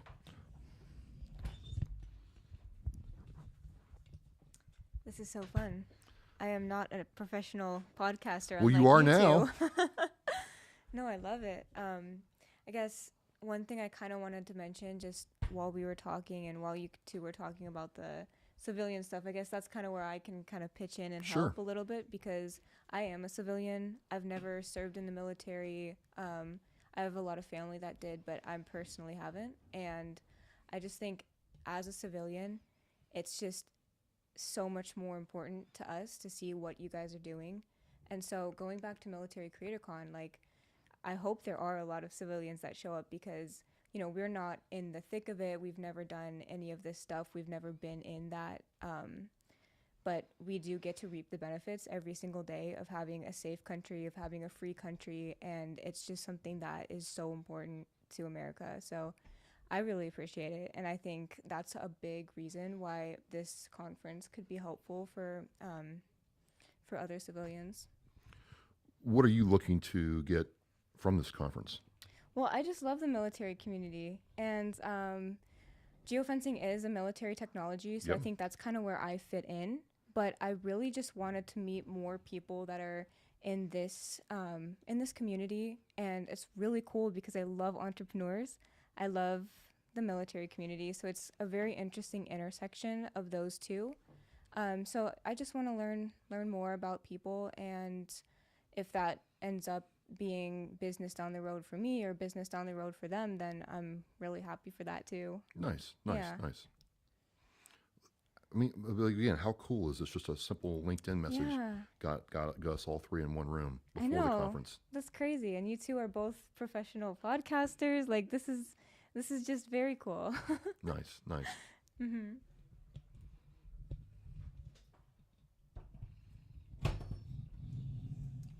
So the conference is Military Creator Con, right? It is. What is a creator? What's your definition of a creator? A creator to me tries to take nothing and turn it into something. So at one time, this blanket that I'm crocheting was nothing or a piece of string, and now it's something, right? A creator is somebody who says, you know what, I have an idea, and I can't touch the idea. I can't put my hand on what you are doing right now, Jason, but you've created a space, you created an experience, you created an outcome that I can partake in and appreciate and gain from. So, personal opinion, I think a lot of creators suck at business. A lot of business people suck at creative. How can someone like do both and be like monetized being a creator and a business person? I think you got to get trained. I think it's very easy for someone to be a creator and not understand how the financial aspect of what they do works. I think it's very easy for the business person to not appreciate what it takes for that creator to do what they do. So it's things like Military Creator Con are going to teach you what's going on. I certainly had to go back to the drawing board and learn, business 101 when it comes to, okay, how am I going to take what I do and make money out of it? And what's that going to require? Well, it understands that, time is literally money. My talent has an intrinsic monetary value, and how do I maximize that? And I had to learn all that. Is there something like creative that you want to learn, like guitar playing or pottery or anything else? Like you want to learn to be creative in that junction thing? I've got a bass guitar that I've been playing around with. I'd like to learn how to play that. So talk. And you want, like bonuses. Yeah. People have been bugging me about singing. So I'm going to try to cut a Christmas album this year. I'm serious. Nice, nice. Talk about the power of storytelling with your podcast. Sure. It's all about the story. I taught a podcast class last year. When I was doing it, I talked about the cave painting, where somewhere somehow somebody went out with a spear and got themselves looks like a woolly mammoth, right? And brought it back home, and he literally brought home the bacon, right? And maybe his wife and kids are so proud of him that they daubed their finger in some kind of dye or whatever and painted on the walls, and it looks like that clan, that tribe, that family ate good that day, and they were so happy they just decided to put it on the side of this cave. And 10, 15,000 years later, we're still talking about it. We're still talking about it. Think about Aesop's fables and things like that, or Dr. Seuss. It's all about the story and what the story represents. And I think for me as a podcaster, I look at it as, I don't know if I'm a storyteller in the strictest sense of the word. I'm more or less a guide. I'm taking that person, when they sit down and talk with me, I'm taking them through their experience to share with us what they've been through. So how do you approach talking to people about sensitive subjects on the podcast? I'm going to meet them where they are. I'm going to, before I hit record, when it's a sensitive subject, it's like, hey, I appreciate the amount of trust you're putting in me to be vulnerable, to allow me to not only talk about this, but record it and put it out there for the whole world to see. And so I want you to know that in this time that we're together, you're safe with me. And if there's something that you don't like, or something you want to change, or something that you don't want to go down, we won't go that. But I want you to know that you're safe with me. And so I try to really let them know emotionally that this is not just a assembly line thing. Like I'm in it with them. And I want to feel, or try to feel, what they're feeling. Travis, so how do you keep from getting too emotionally involved with your guests' stories? Sometimes it's really easy, like this J.J. Millett thing is not, because I think it affects more than just JJ and his family. It has the potential to affect every veteran, every person seeking health care in the United States. But at the end of the day, I realize that this is just a story. This is just a block of time with this person. And when that time is over, then that time is over. I can kind of turn on, turn off. So you've done cybersecurity for 25 years, right? Not 25 years, but over almost 2 decades, yes. Okay. So what is cybersecurity? I think people think cybersecurity passwords, like, secret spy stuff, but what actually is cybersecurity? Well, it's a whole bunch of things. That's the thing that's gotten really, when I first started, it was just a very basic, like, secure your network space and all that, but now it's gotten very specialized. There's phishing, there's, ransomware, AI security, so on and so forth, development security. So in simplest terms, it's about taking information security or things on the internet and making it as secure as possible. And so, but you did not do this as a Marine, right? No, I did not. So talk about the transition from Marines, missiles, whatever you're doing, to cybersecurity. Well, sure. I got out of the Marine Corps. I went to that class to be told that I was actually technical. Had to get the civilian piece of paper. Yay! And then I got a job, and I was a help desk technician. I was working on PCs. Replacing hard drives, RAM, motherboards, installing operating systems and troubleshooting software, connecting to a mainframe server, that kind of thing. And then one day, this person at my, employer is like, hey, I got this thing called InfoSec. I think you might be a good fit. I'm like, well, I don't know anything about InfoSec. He's like, well, I know that, but I think you'd be a good fit. And I'm like, well, if I can figure out how to fire a missile at an airplane 40 miles away, I can figure out this. So, I just jumped in with both feet and never looked back. So why do you think so many small business owners to this day kind of blow off cybersecurity? Like, oh, I only have 10 people. That's not for me. It's not important. I don't have the money for it. Blah, blah, blah, blah, blah, blah. You asked a question that's very near and dear to my heart, Jason, that I love answering. It's because a lot of these small business owners think, well, I'm just a small business owner. Nobody's going to want to get me. I don't have a whole lot to take, so they're not going to worry about me. So, and it costs money. It takes time. So I'm not going to focus on that. And what I try to tell people is, like, there are entities out there that say, you know what, I don't want to take, $10 million from one company. I want to take $1 from 10 million people. And if I can do that, every month, every quarter, I've got recurring revenue all the time. So you also, I tell small business owners, you have a fiduciary responsibility to your clients and to your employees to make sure your data and their data is safe as it can be. That's a responsibility you have. So it's a challenge, but we're meeting that.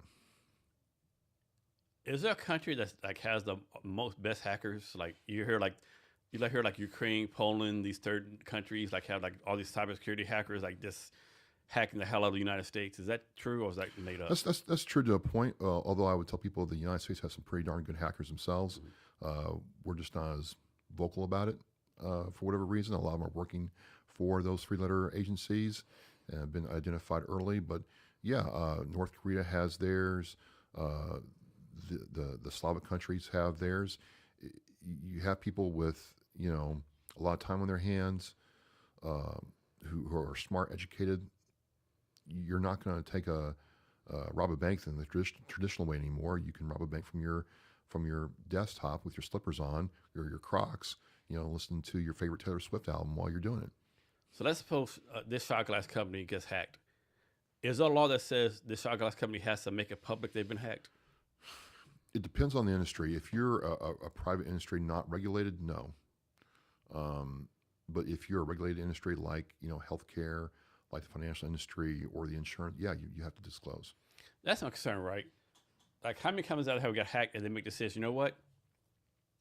We're a small company. If we tell everyone we got hacked, it'd be bad publicity for us. Just let's hide it and no one knows. But yet then our data is like all over the place, right? That's my concern with the hacking stuff. It's a very valid concern. It's a very valid concern. It's something that is taken into consideration for when a target is attacked. And that's why a lot of times you can attack a target and it can be months or even years before it really becomes to the fore because no one wants to say anything. Whereas if you said something, you'd understand what you did to improve your security and you'd offer a better outcome to your customers and your employees. So my opinion, privacy is a long gone concept, right? But like we give our data to everyone, right? Who does data really belong to? Does our data still belong to us no matter who we give it to? Or once we give it up freely to like a company, belongs to a company, like who technically should own the data? Who should profit from the data? Oh, I chuckle. A lot of people like Google Docs and Microsoft has their online stuff, and I'm like, well, the minute you take that file and put it on a Google server or an Amazon server or a Microsoft server, yeah, you have it, but if you read the fine print, they can see that document at any time. It's yours, but it's not. It's theirs, but it's not. Unless you have your own like network attached storage system for your files and folders, that's yours. But the minute you put on somebody else's platform, it's not really yours. You just have it there. This is my thing. I know it's never happened. Like, suppose you put your data on Facebook, right? And Mark Zuckerberg sells your data to someone else, right? Well, he's doing it right now. Like, I should get a percentage of that shit, right? Well, I should get a percent. Maybe not I'm saying 9%, maybe 5-10% of my data that you make a profit off, like give it back to me some kind of way. I know that will never happen. I think you bring up a good point. I've been kind of, like, wait a minute. He has all kinds of data points about every user who's on his platform, and he's clearly making money off of it, which is why it's free. It's either got to be one day where you get your cut of that if he's making money off of it, or he starts charging for it. I'd almost rather pay for Facebook and get some picture I put on there, got me money. Well, great. I mean, I know you can monetize Facebook, but that's not the same. It's not the same. You're still creating the content, and it still marks. And it kills me this day. Like you have people like pick the social media platform. This social media platform sucks so much. Why am I getting these ads for this and this, blah, blah, blah. And then next day, hey, I'm going so-and-so, the grocery store, buy toothpaste. And they complain the next day why I get an ad for toothpaste, right? I mean, that's kind of simplistic attitude right there, but... Where's geofencing fit into there?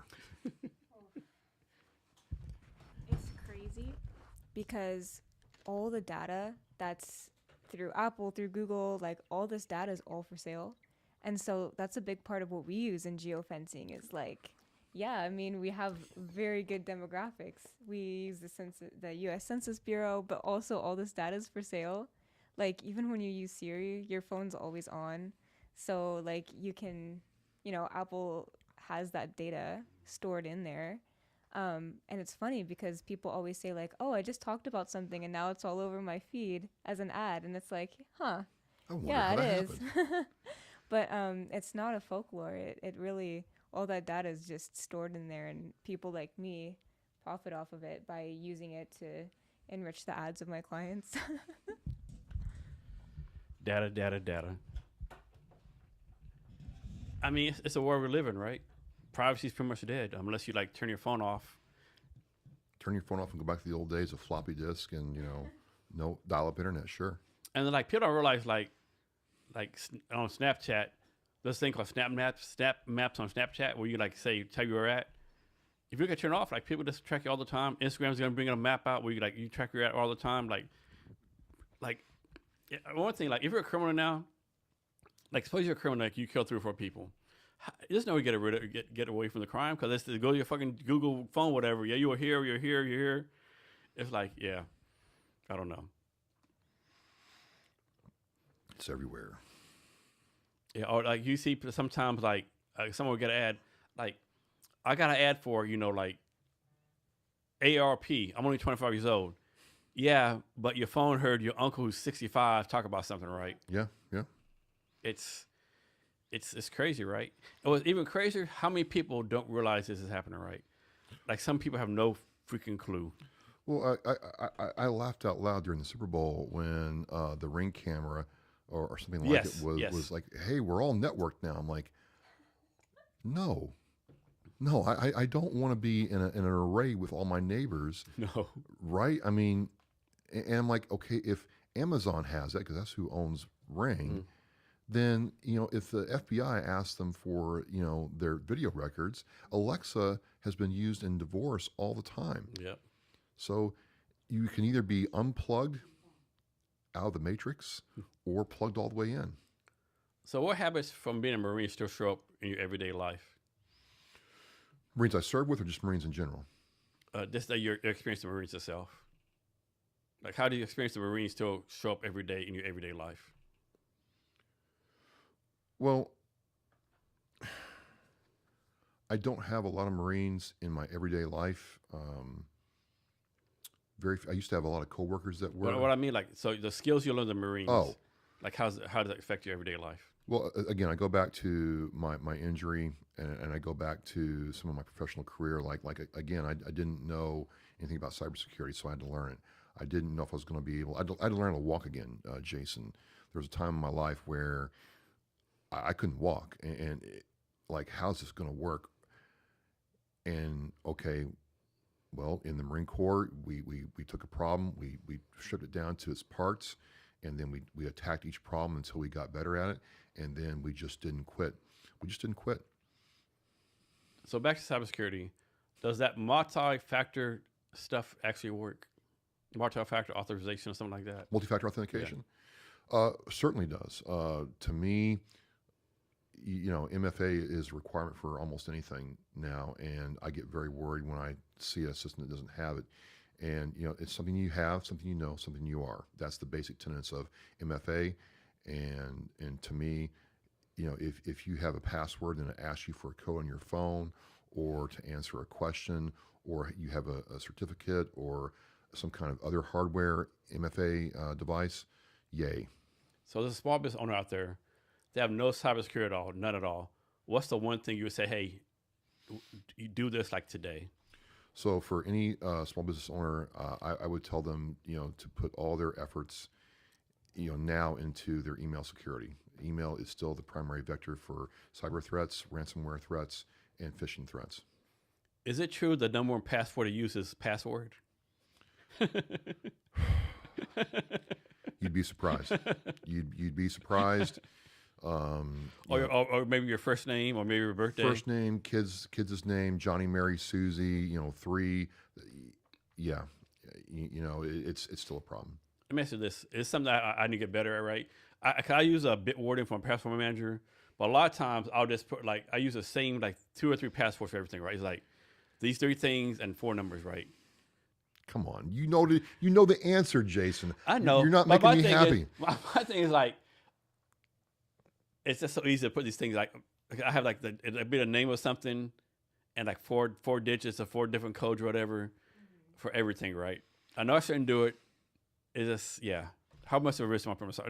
And it's not like from my bank account, nothing secret or whatever. It's like just like bullshit, like Well, still, I mean, I didn't do better. you can do better. Okay. You can go and get a password generator to generate you a complex password, then put it in your password manager. But it sounds so fucked up. Sometimes I'm so lazy, like 1 second to do a password Well, I generator. mean, there's the L word right there, ladies and gentlemen. And lazy leads to what? Lazy leads to losing. It does. But so many people like have like the same password, or they have the password as a password, The or human 1, 2, being's the 3. greatest impediment to security. Yeah. What do you see the future of cybersecurity? It's only going to become more integrated in our daily lives as everything.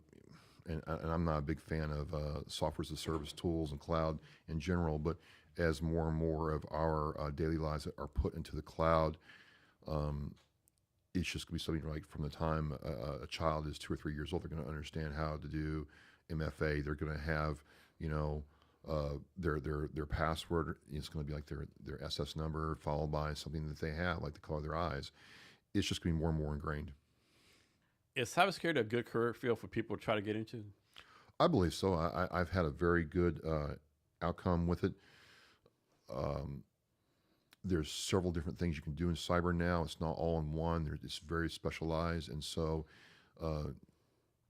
I look at it like this. If you can understand, especially for military veterans, if you can understand security concepts and why, and risk around security and how to mitigate risk, you're going to have a good time in cyber. Do you fear AI is going to take your job? No. Why not?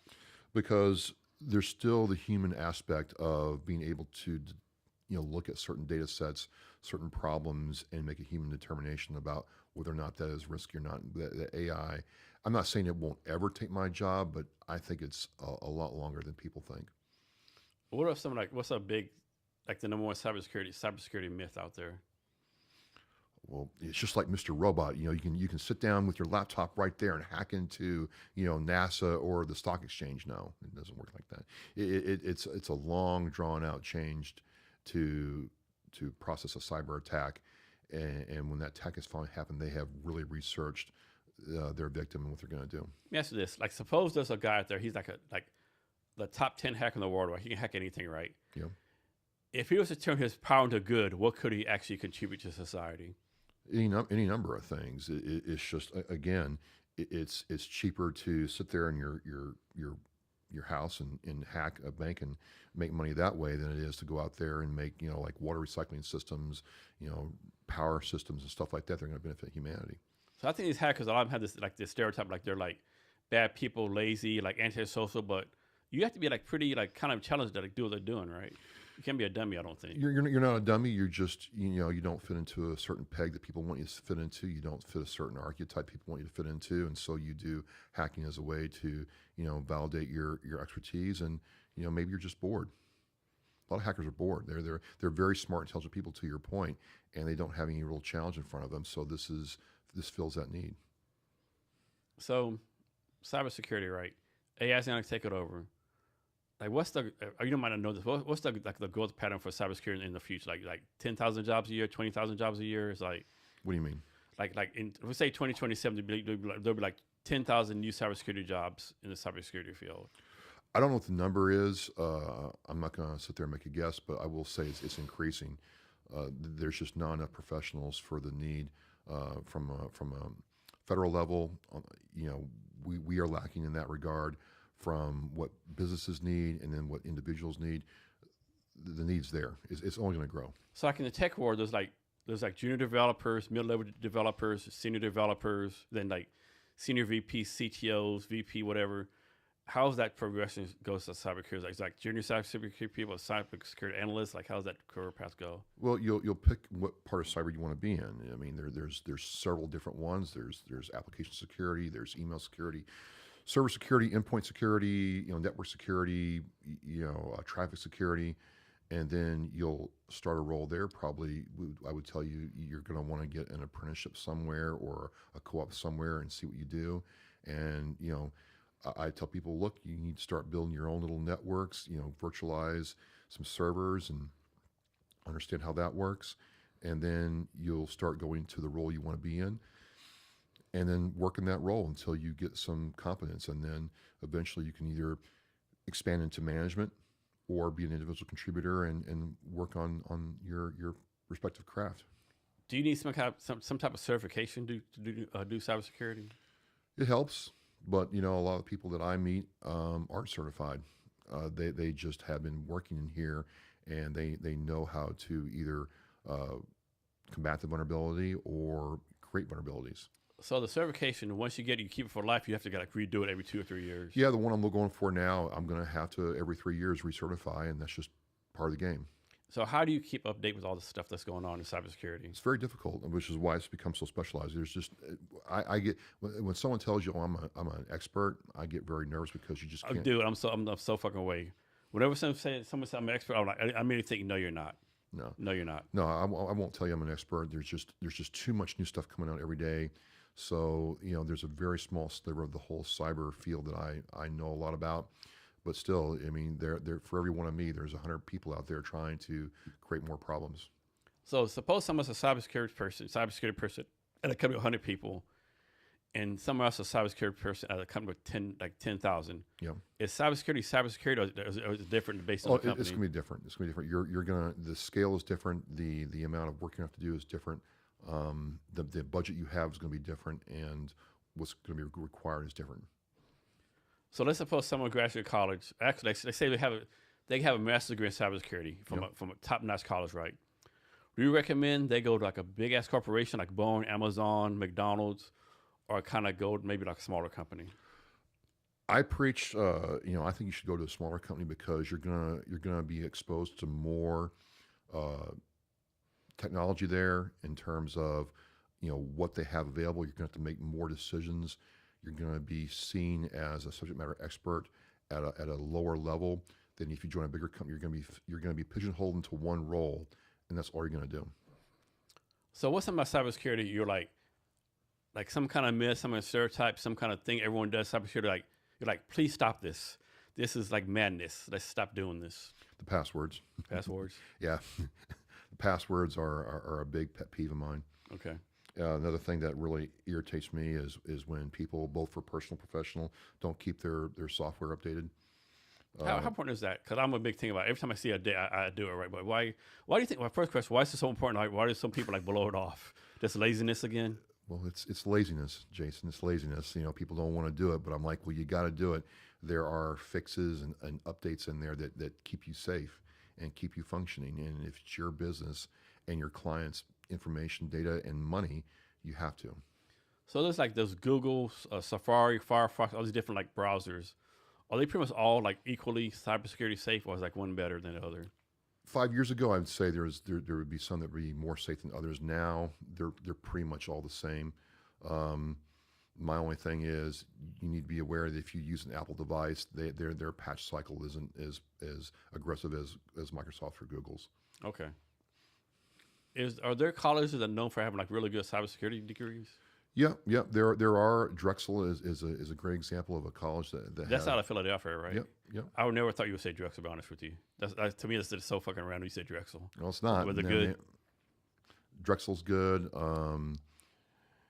Honestly, too, if you're in the military and like if you went into the Navy especially or the Air Force and did cyber there, you're just as good as your civilian counterparts, if not better. So those are good. Stanford has a good cybersecurity program. So they're out there, yeah.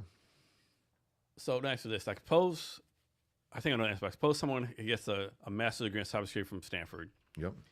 And someone else just has 6 years that's doing cybersecurity. Would one be a better hire? I'm going to hire the experience every time. Okay.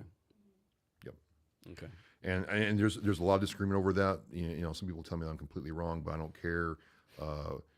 When I have somebody that's actually done the job, or somebody who has a background building servers, building database servers, making them talk to each other, and has done that real time, dealt with vendor contracts, dealt with audits, dealt with compliance reviews versus somebody who hasn't. And it's the exact same money and the exact same role. I'm going to take experience every time. Let's suppose you start your own cybersecurity company, right? Doing whatever, right? And someone applies for a job. How do they prove to you that they know what's on the? How do they prove to you like they know cybersecurity? I'm just going to ask them the basics.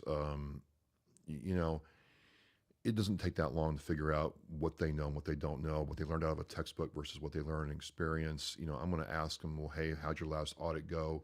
Well, I haven't done an audit yet. Well, okay, you've been in the field for 10 years. You've never done an audit. No, that's a big, you haven't done it then until you've gone through an audit, whether it's an external audit or internal audit. So that's a big tell right there. I'm going to ask them, have you ever built a PC? Have you built a server? No, I never have. Well, then how do you understand what, a domain admin does versus one who doesn't? How do you understand group policy? What kind of logging do you do? How do you handle RHEL logs versus Windows logs? What do you think about endpoint protection? All that stuff. Can someone who's not technical learn to be technical? Yes, you have to work at it though. You've got to put the reps in. You can't be lazy. No, doesn't work that way. It's not like I just wake up like, I'm technical now. It just doesn't happen.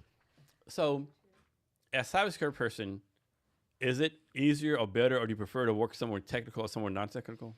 Or does that matter? What I prefer to work with is someone who's, one, a good person, and two, a good communicator. Mm-hmm. This is the aspect I think that's missed a lot in my field is you can be a technical zero or technical hero, but if you can't communicate your position or why, hey, we're trying to address this risk, right? If you can't articulate that to people above and below you, especially to senior management, you're not going to get very far. You're going to make my job a lot harder than it has to be. So you might not answer this question, but like, do you think most of the cybersecurity expertise in the United States is in the civilian world or the U.S. government? Well, just based on user base, it's going to be the civilian world. Okay, that's kind of a scary answer. To be honest with you. Hopefully, it's the United States government. I would think. Well, I mean, there's only so much the U.S. government's protecting. Whereas if some of these, like J.P. Morgan Chase, mm-hmm. Blackstone, have a lot more attack surface area than some of our. Now, granted, like our nuclear NORAD is a high risk target, mm-hmm. absolutely. But in terms of total users, okay, that makes sense. Total financial thing. That's not really a technical term, but in financial damage, a bank is going to be something that you're going to spend a lot of time, effort, and money on. So if you had to pick one thing in the world to never get hacked because it'd be too dangerous or it'd be like implications like dire, right? What's one thing you would think, man, I hope this never gets hacked? For me, right now, it's a combination of our power and water infrastructure. You know what? People don't realize how like what's the word looking for? How vulnerable those things are, right? Can you drive down the highway all the time? You see all these power grids everywhere, nothing's protected, right? Just it'd be so easy to fucking fuck that shit up. It's built on old technology with old software that hasn't been updated in a while. You can, our water systems, you can compromise those. That's what worries me because once the power grid goes down and the water's impacted, then the populace really suffers very quickly. So this just popped in my head, right? It's crazy. My mind operates. This happened like 10 years ago, right? And so in Portland, Oregon, all the water is like one source, right? It's this big 1,000-gallon pool of water, right? All the water goes there, right? This dude went up there, nothing, he just walked up there and pissed in the water. And he videotaped it and sent it to all the news people, right? No. And all the water fucking, of course, there's one dude pissing for 5 minutes and hundreds of gallons of water. And of course, everyone overreacted, they got rid of the water source in Portland, right? But as a dude just walk up and piss in your water, right? I don't know. Well, that's a example of poor physical security, I guess. Interesting. Although, I mean, we would pull water out of the canals in the desert, purify it, and drink it. So, is it a complete loss? I mean, we were talking about this the other day. They definitely overreacted, right? They definitely overreacted. I mean, there's an acceptable amount of bugs that can be in your food. I mean, at any given time. I mean, there's a threshold there. Here's one for you. Like people don't do it now, but like back in the day, people like drink water out of the rivers. Yeah. I mean, you're drinking like fish piss, cow piss, all kind of things, piss in the river. You never thought about it back then. I grew up on a farm. I can't believe I did some of the things I did now. Good old country living. Yeah. So you grew up on a farm in the country? Yeah. I'm a firm believer the country lives the best living there is.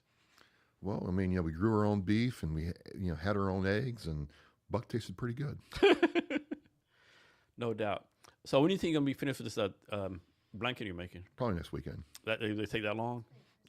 Maybe not, because I'm on the downhill stretch of this, but I'm moving along pretty good now. It goes faster. It doesn't get bigger. It gets smaller now with each row. So next week, tops. How many times have you stabbed yourself?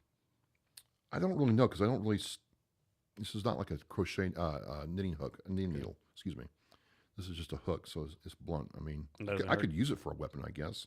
I could, but. So why green for your color? Well, I got different colors. I got green, gray, and black, but this just is a cool green. This is made by an American company, authentically American, out of Nashville, Tennessee. I know that company. Yeah, I know them. Yep. So he made it for me, and it looks. I like the way it looks, and I don't know about you, Jason, but when women tell me it looks good, I'm like, okay, that bonus. So, what's your goal for your podcast? What's my goal for my podcast? Like I said before, on several places, my goal is when I hit upload for the last time, whatever that is, hopefully a long time, my goal is to know that I had a positive impact on one person's life. And if I was able to take what I did here and help someone change their lives or improve their life or improve other people's lives, then that's the goal. And how do you think you can reach that goal?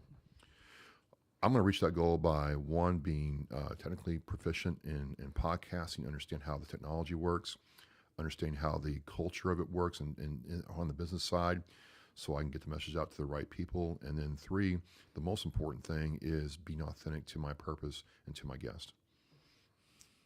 Has this ever happened to you? It has to be once, all right. Where you about to do a podcast, like, man, like, I'm just not into it today. You just kind of, like I kind of suck it up, just be a professional about it, or?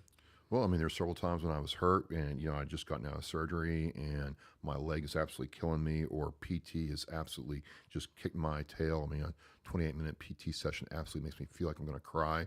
And one day I did in my truck at the VA parking lot, where I just didn't want to do it. I'm like, I just don't want to do anything. But, I'm like, okay, I committed to doing this. I'm going to get it done. But yeah, there's days like that. Absolutely.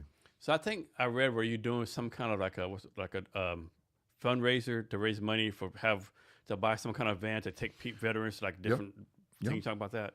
So I'm on the Veterans Advisory Council for the town of Abington, and one of the initiatives we have is to purchase a veterans mobility van. So unlike me, and I didn't have a ride to the VA.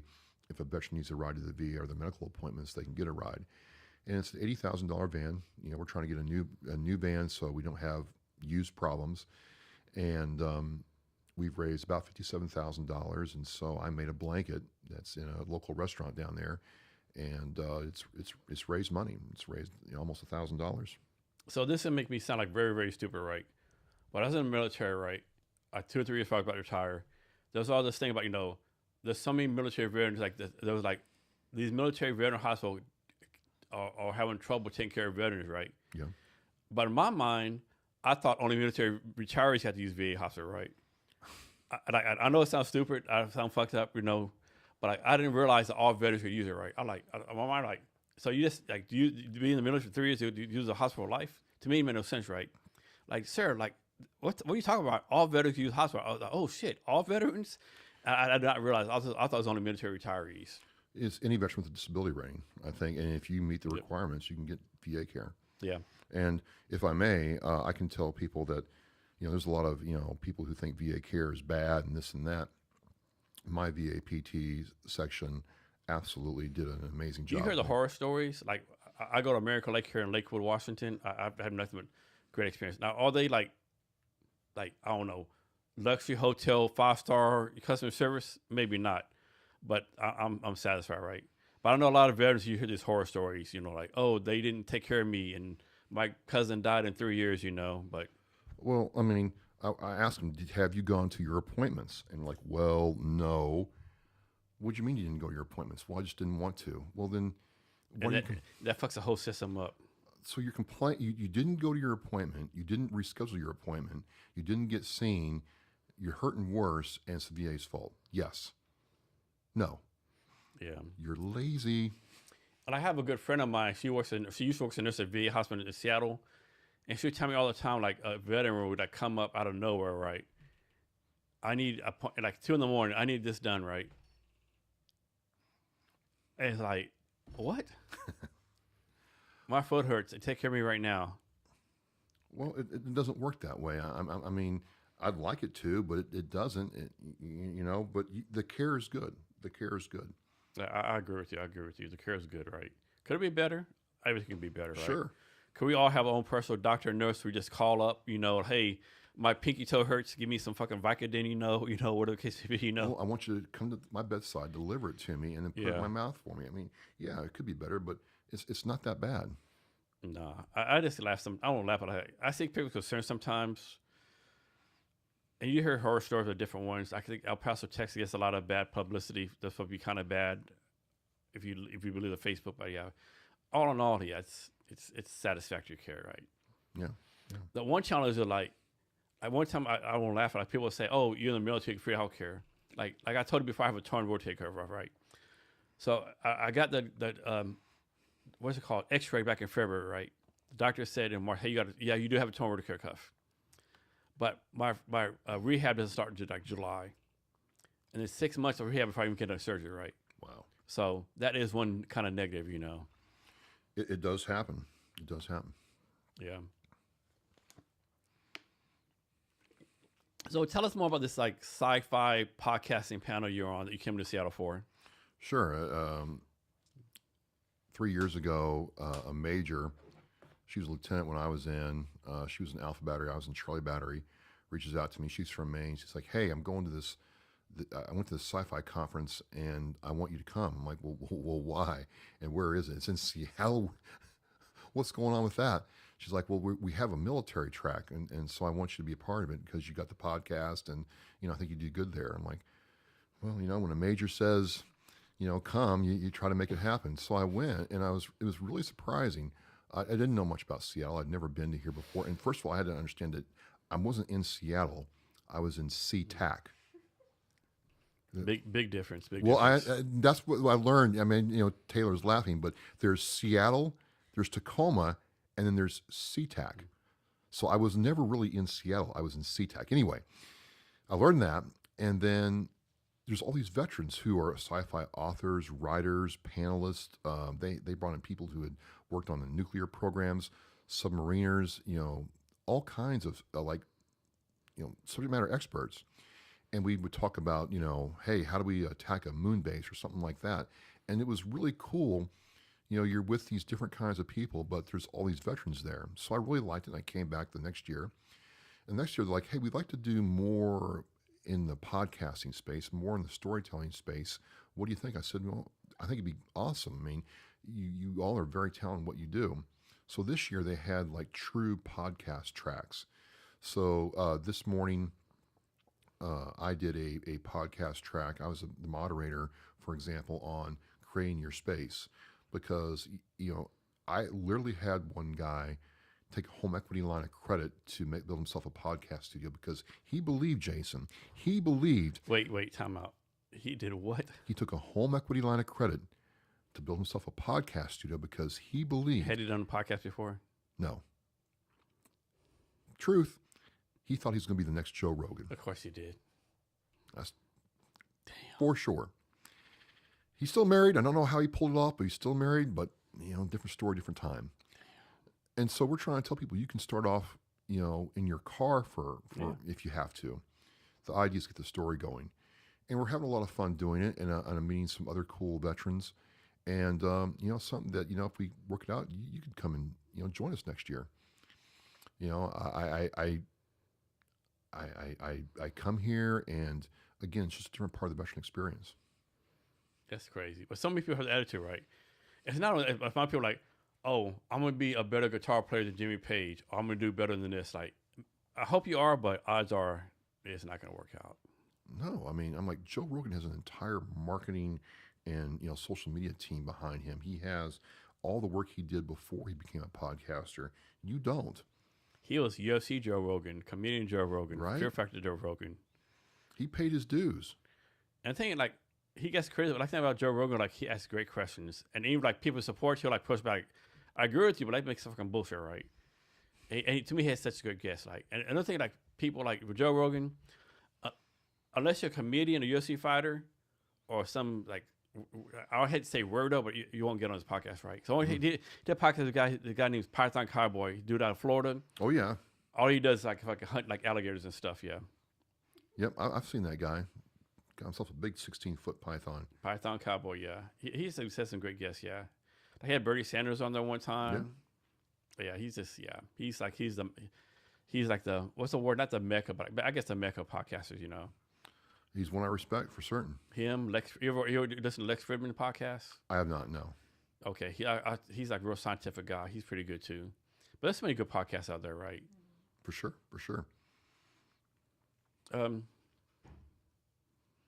So how do you do your schedule? How do my schedule? Yeah. You're a calendar freak, or how's that work? If it's not in my Outlook, it doesn't exist. Okay. And I've been told, well, just use Calendly. I'm like, no, I hate that because I'll get it set up and then someone will cancel, someone else will cancel. And then it's like, well, I can't do that time. Can you just call me? We'll work it out. A lot of stuff is, across time zones anyway. So I like it in my Outlook. That way I can get my phone. I can see it right there. And I know when it's coming.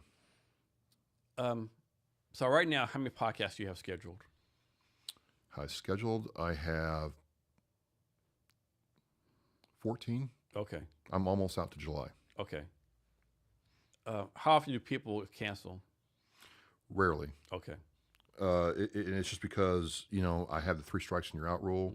I have the same rule, yeah. I get it. Life happens. I've had my own, like it's not happening to any to cancel.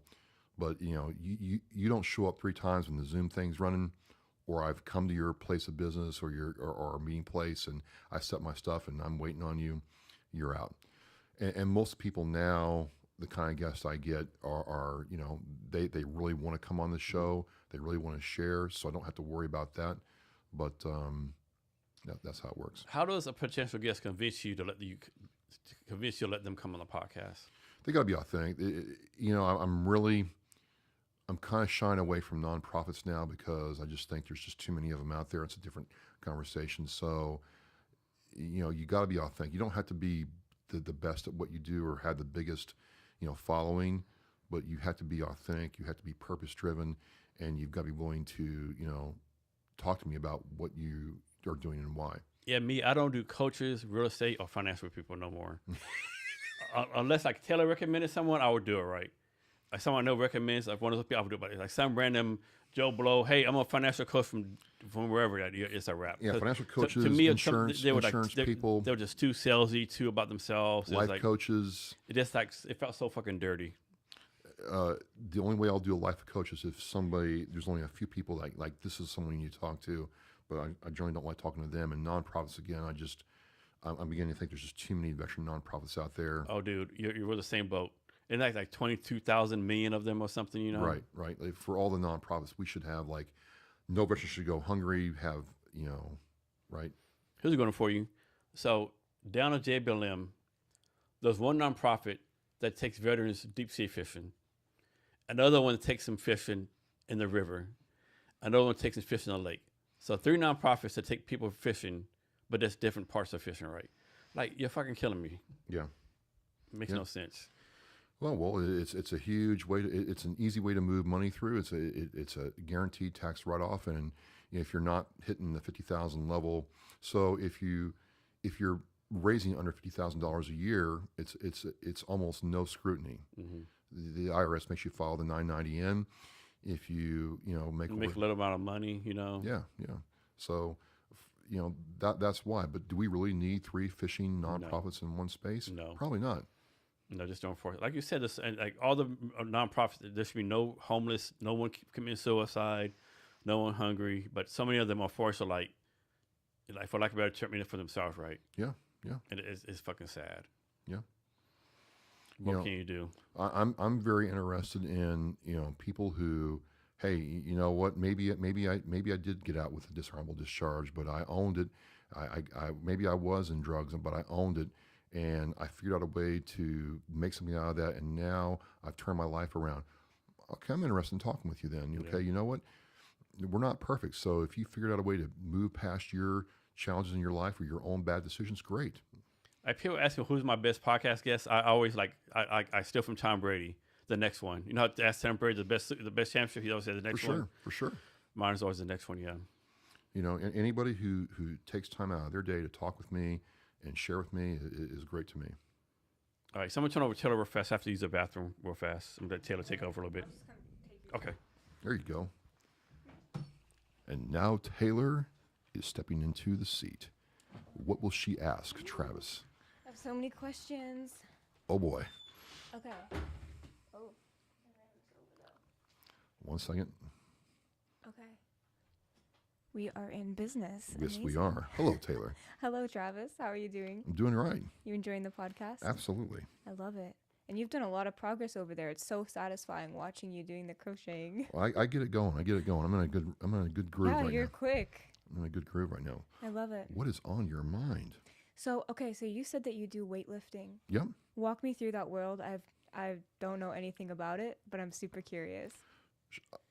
I like competing in weightlifting because it's not powerlifting, so it's not the squat, the bench, and the deadlift. I do the two-handed snatch and the two-handed clean and jerk, the Olympic lifts. What is that? So Is it the one where you yank it up I got and then like? yeah, and I've got a video to show you after we get done talking. Ooh, okay. So I'll show you my video from the Arnolds. I just like the feeling I get when I've taken something and beat gravity. And when I got overhead, I'm like, yes, I beat gravity that one time, and that feeling's never gotten old.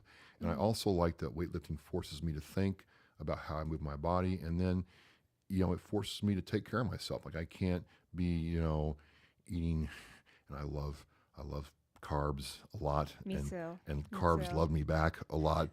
But I can't eat like that. I gotta have my sleep. I gotta be disciplined to go do the workouts, and so it keeps me honest and engaged. And I was really sad when I got hurt that I wouldn't be able to do it again. So it's something that I enjoy doing. I've known my coach for quite some time, and it's just I love it when I get the accomplish the goal. I love that. Okay, amazing. So how long have you been doing that for? So I started in high school. So the story goes, my dad bought me one of these concrete. This is from Walmart. It's called DP. It was the gray weights that were concrete with the gray plastic over them. He's like, well, when you can lift this 115 pounds overhead, then I'll get you some more weight. I'm like, challenge accepted. So it took me all summer, but I finally got overhead 3 times. I said, okay, Dad, I'm ready for some more weight. He's like, oh, darn, I gosh, I got to do something now. And he took me to LSU Shreveport where, there was a guy named the name of Dr. Pierce there. And he eventually worked with an Olympian, Kendrick Ferris, and he taught me how to do weightlifting. And I loved it. And I found out that I could do it pretty good for, at that time. And then I joined the Marine Corps, kind of got out of it because running and weightlifting don't really mix.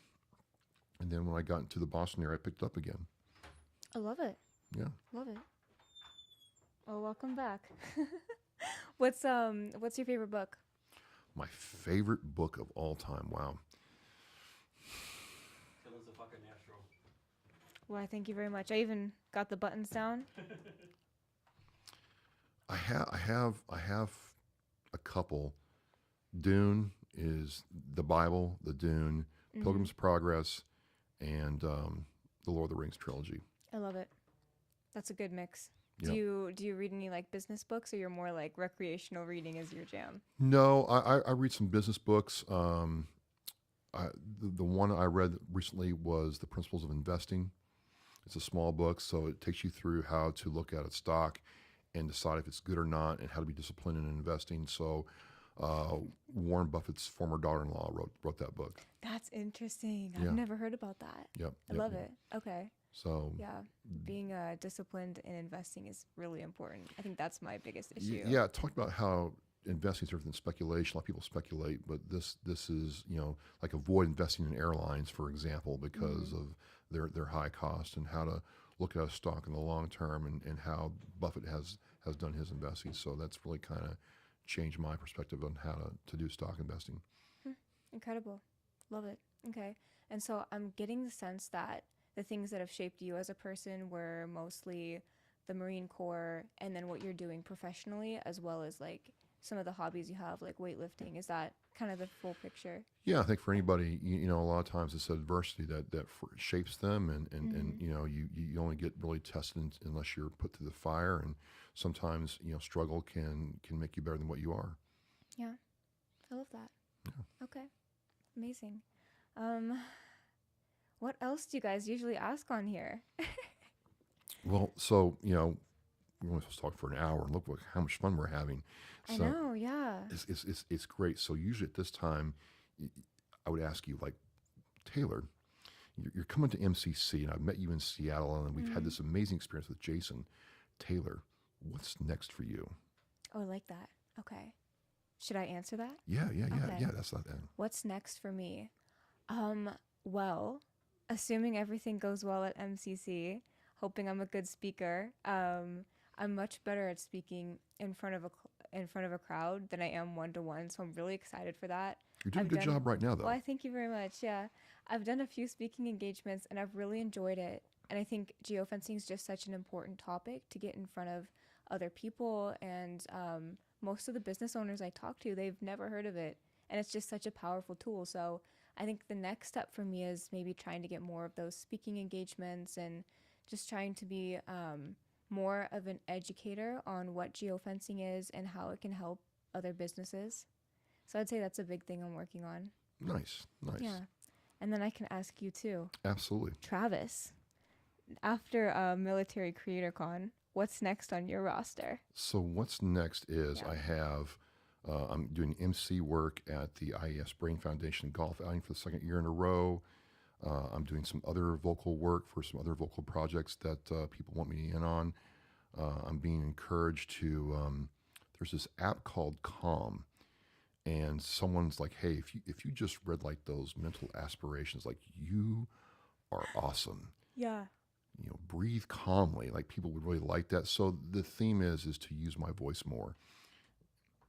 I love that. We were talking about this earlier today, actually. Like, you have a very calming and very good radio voice, so that would be really funny for meditation apps. I'm being emphatically encouraged to do more with it. You have to. Okay. Absolutely, you have to. No, I'm going to start thinking about this. Well, we got to think of how way to incorporate this in geofencing. It'd be like, when you walked in somewhere, Ads. like, Travis is here. Yeah. It'd be great. Yeah. It'd be crazy.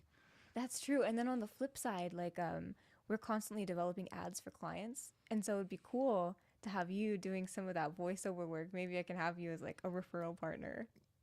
There's a will, there's a way, Taylor. Yeah. No, seriously, that would be amazing. I love it. Awesome. Well, it was really nice meeting you. It was nice talking to both of you. I have to get going. Yep. But it was amazing seeing you, and I'll see you at Military Creator Con Very soon. very soon. Awesome. Love it. I'm going to give this back to Jason. Give me your seat back.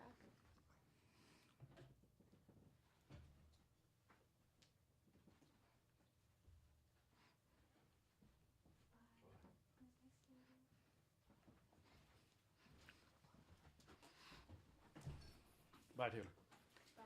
Thank you, Taylor. So this is one thing I think, I could be wrong. This is one thing I think a lot of speakers at Military Career Con are getting it wrong, right?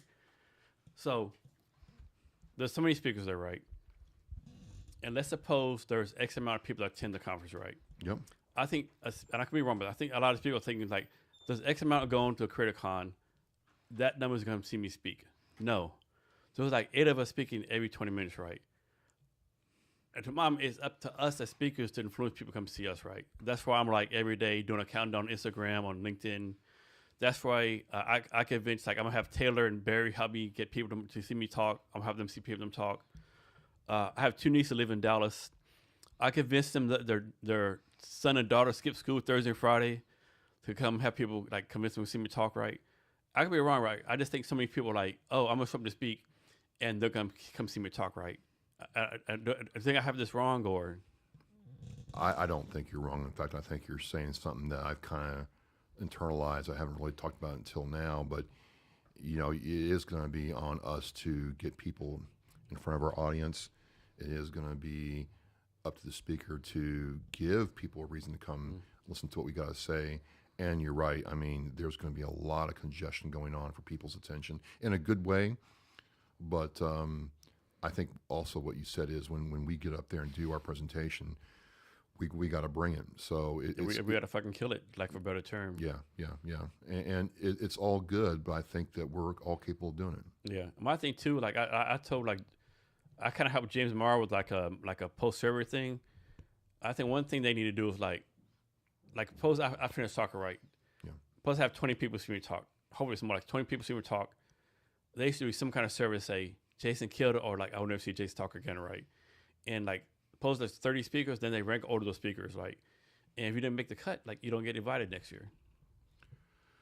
I don't know if they had talked about doing that. I think it's a very interesting idea. I know that other cons do that, like Norwest Con has in their guidebook app a way you can rank the panel. And make no mistake, I've learned in the last 3 years, the reason we're doing the podcasting panel is for what you just said. People wanted to see more of the podcasting.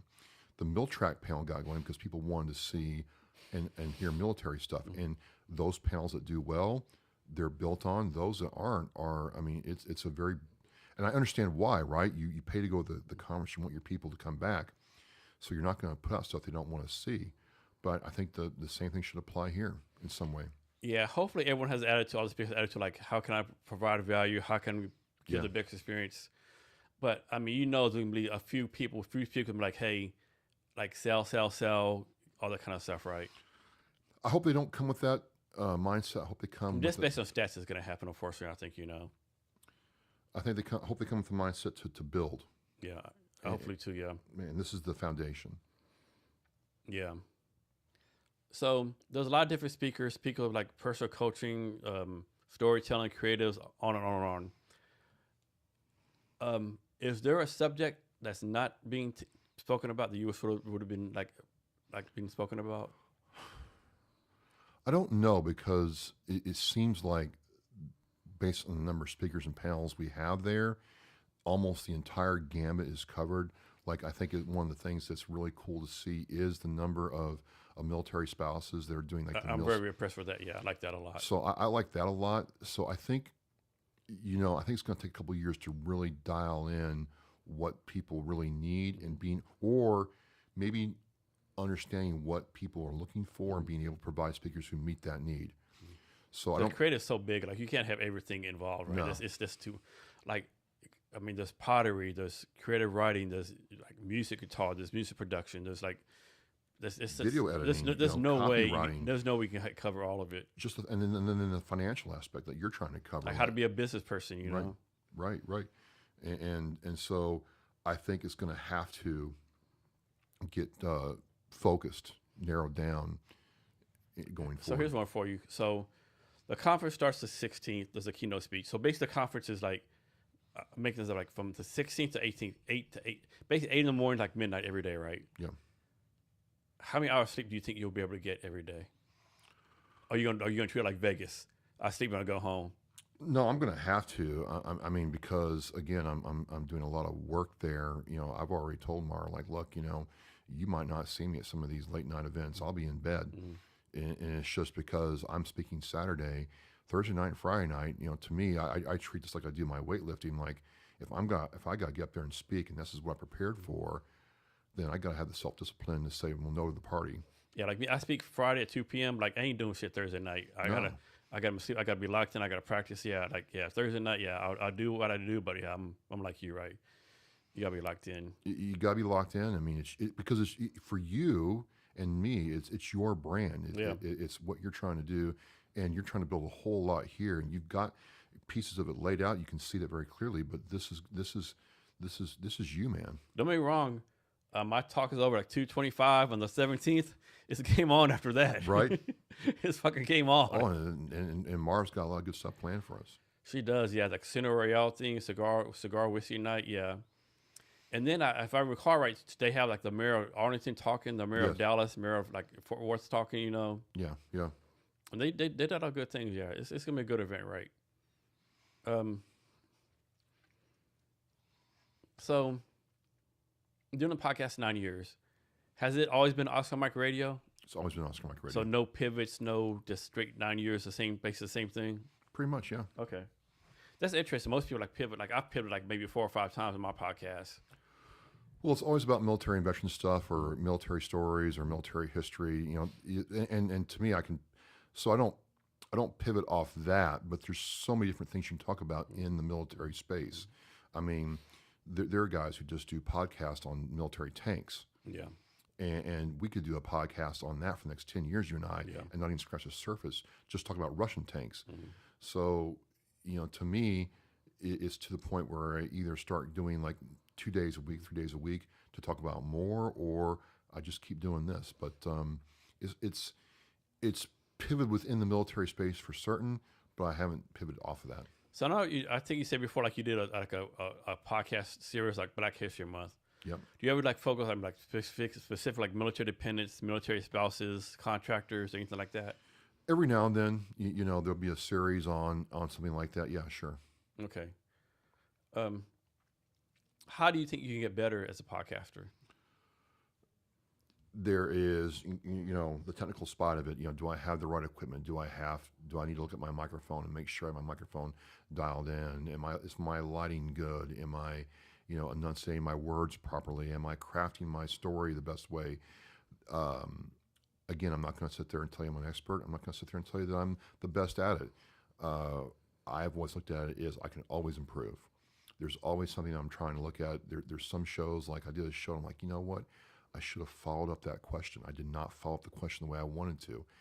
Okay, we learn from that and move forward.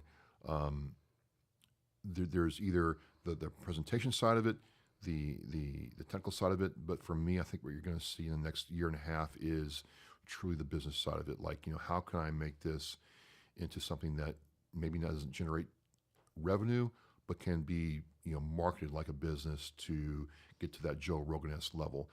As like his podcast is a business, and that's where I want to take Oscar Mike Radio. And you do the podcast same day, same time every week? It goes out the same time, Okay. time every week. But I like, for instance, I flew out to SeaTac on Thursday, but I did a recording on Wednesday, Tuesday, Monday, and then Saturday and Friday the week before. I did six shows in 2 days. It Okay. was crazy. Okay. But that's what I had to do to make time to do this. So talk about this, right? So my podcast kind of sort of monetized a little way, not as good as it should be. But like people don't realize like it's kind of hard to monetize, right? Like everyone's not Joe Rogan, right? You got to have some kind of source of proof, right?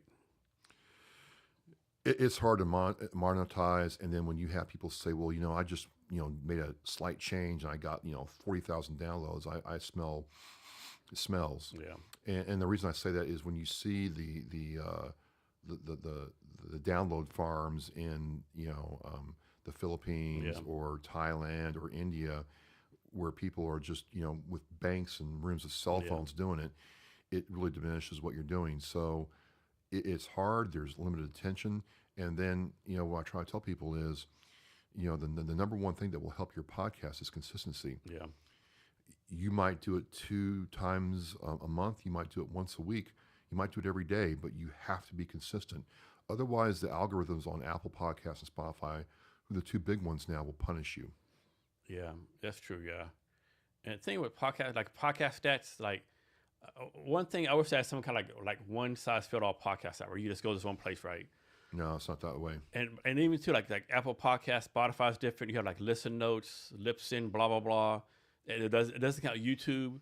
I got my live views on LinkedIn Live, YouTube Live doesn't count.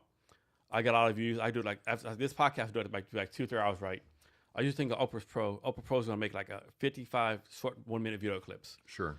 I got to stuff for that, but none of that counts for the stats, right? Like, supposedly I'm like a top 2% podcast, but if you look at the stats, like, there's no fucking way I'm a top 2% podcast, right? If you look at stats. Well, I mean, I'm the same way. Listen Notes ranks me differently, but it's what I've been told. So when I went on C-SPAN, I've been on C-SPAN 4 times. What they told me was they looked at my consistency first. Mhm. They looked at the length of time I've been doing it, and then they looked at the type of guests I had and the quality of guest. They didn't look at the number of downloads I had or the Yeah. number of subs I had. They didn't even care. And the reason they didn't is because they had run into issues where, the podcaster has, 100,000 downloads and, 5,000 subscribers, but he's only put out, Yeah. 8 shows in the entire calendar year. Or they have 100,000 downloads. This podcast, the next podcast, they got like 25. Correct. Yeah. So that's an instant tell that, Yeah. Well, I do have a lot of great guests, and people ask all the time, "How you get so great guests?" Like, well, either ask me or ask them. Right? It's as simple as that. it's that way. And then I tell people it's word of mouth. One guest will have a great experience. They'll tell their friends and family. PR people, like the PR director for, a guest will have a good experience with me. And it's like, okay, if you talk to this person, great. Then I can get him on again with this other person, and you develop a relationship. See, like me, like if I counted all the podcast guests in Seattle, Vietnam, and like this Zoom, I could easily do 2 podcasts a day easily. For sure. Like it's fucking insane, right? Yeah. And people like I guess like everyone wants to tell the story, right? Everyone wants to like put the stuff out there. It's amazing, right? But people have a lot of good stories. Like people like I don't have nothing to talk about. Yeah, you do. Oh yeah, for sure. You have something to talk about. For sure. Another thing too, I laugh about like people like my podcast like is kind of long, right? We're going about 2.5 hours now, right? People will say, Jason, I talk a lot, but dude, there's no fucking way I can talk for an hour and a half, 2 hours, right? Okay, I understand this. Come on anyway. Come on. Hey, come on the podcast. We finish this podcast. Like, Jason, what happened? We talked for 30 minutes. Dude, check your watch. I talk for 3. Yeah, dude, you talk for 3 fucking hours. You will not shut the fuck up. Well, everybody's different. That's the great thing about podcasting is, what works for you might not work for somebody else. You make it work for you. And as long as the guest is having a great experience, Yeah. and who cares how long it is? I do my show differently. It's just the way I do it. You got to do what you come from. You got to be authentic, right? Right. This space that you've created, this ecosystem you've created, works very well for you, and you can see that. Yeah. You ever thought about doing like a second podcast? I have, yes. Would it be like on weightlifting? No, mainly about men's advocacy. There's a lot of guys I've helped post-divorce who really get down themselves for a lot of different reasons. There's been times where I've gotten a call from a veteran saying, "Hey man, I got court tomorrow. I don't have a suit. I'm screwed. The judge is going to really crank on me if I don't have a suit and tie." And we'll get him a suit and tie, or hey, I'm trying to fill out my forms for court and I'm all stressed out. It's a very challenging time for a lot of people. A lot of people make a lot of mistakes during that time, and they don't have to. And if they get the support they need, it can be a really no one wins in divorce, but can be something that can really change their lives for the better if they let it. Yeah, we don't definitely talk about men's health enough, right? So I'm on TikTok way too much, right? And someone posted on TikTok one time, this guy, like our age, right? And of course, with all this social media stuff, you don't know if it's like staged or like actually like authentic, right? Cause like who has a fucking phone recording everything, right? Right. Like so maybe a stage, right? But this guy, right? He's kind of older in the years, and he had like a spool of wire, right? Like electrical wire, right? And he's talking about, man, I've had this spool of wire for 25 years, it's about gone, right? And the wire's like, just buy another one. And people are like, are you fucking me? Like they basically people like, are you bitch? Are you fucking me? Like this 25 years of your husband's life, you just fucking like dismiss him like that, right? This is mine. Like, man, my life is coming to an end, right? Like this pool, or like this full of wire. Yeah. And so many people don't get that, right? No, it's something else, and I think there's a lot of us out there who have been through divorce and don't talk about it. I think you look at why men commit suicide and why men have problems in the military. Married men have problems in the military. A lot of it's because of divorce or infidelity.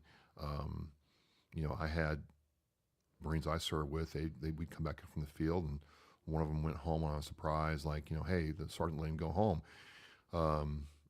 He was going back to Maine side to get something, so he stopped by his house, and he found his wife with other men. It was not a good afternoon for him, and changed his entire life. And so what do you do? How do you pick up the pieces from that I think it needs to be talked about more in a real way, not a I hate women way, but this is my life. And this is what I did with it kind of way. So during the Iraq War, right, I was the commander in Vincenzo, Italy, at an HR company, right? And so we didn't go to Iraq War, but we pushed out 173rd Airborne Brigade, right? So you pushed them right, and like everyone is gone from the military base. Maybe a few of us were, but that's right.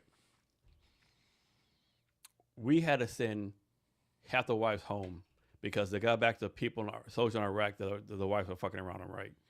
Because of morale stuff, we had to send half the wives back home because there's a buck wild, right? It was fucking ridiculous.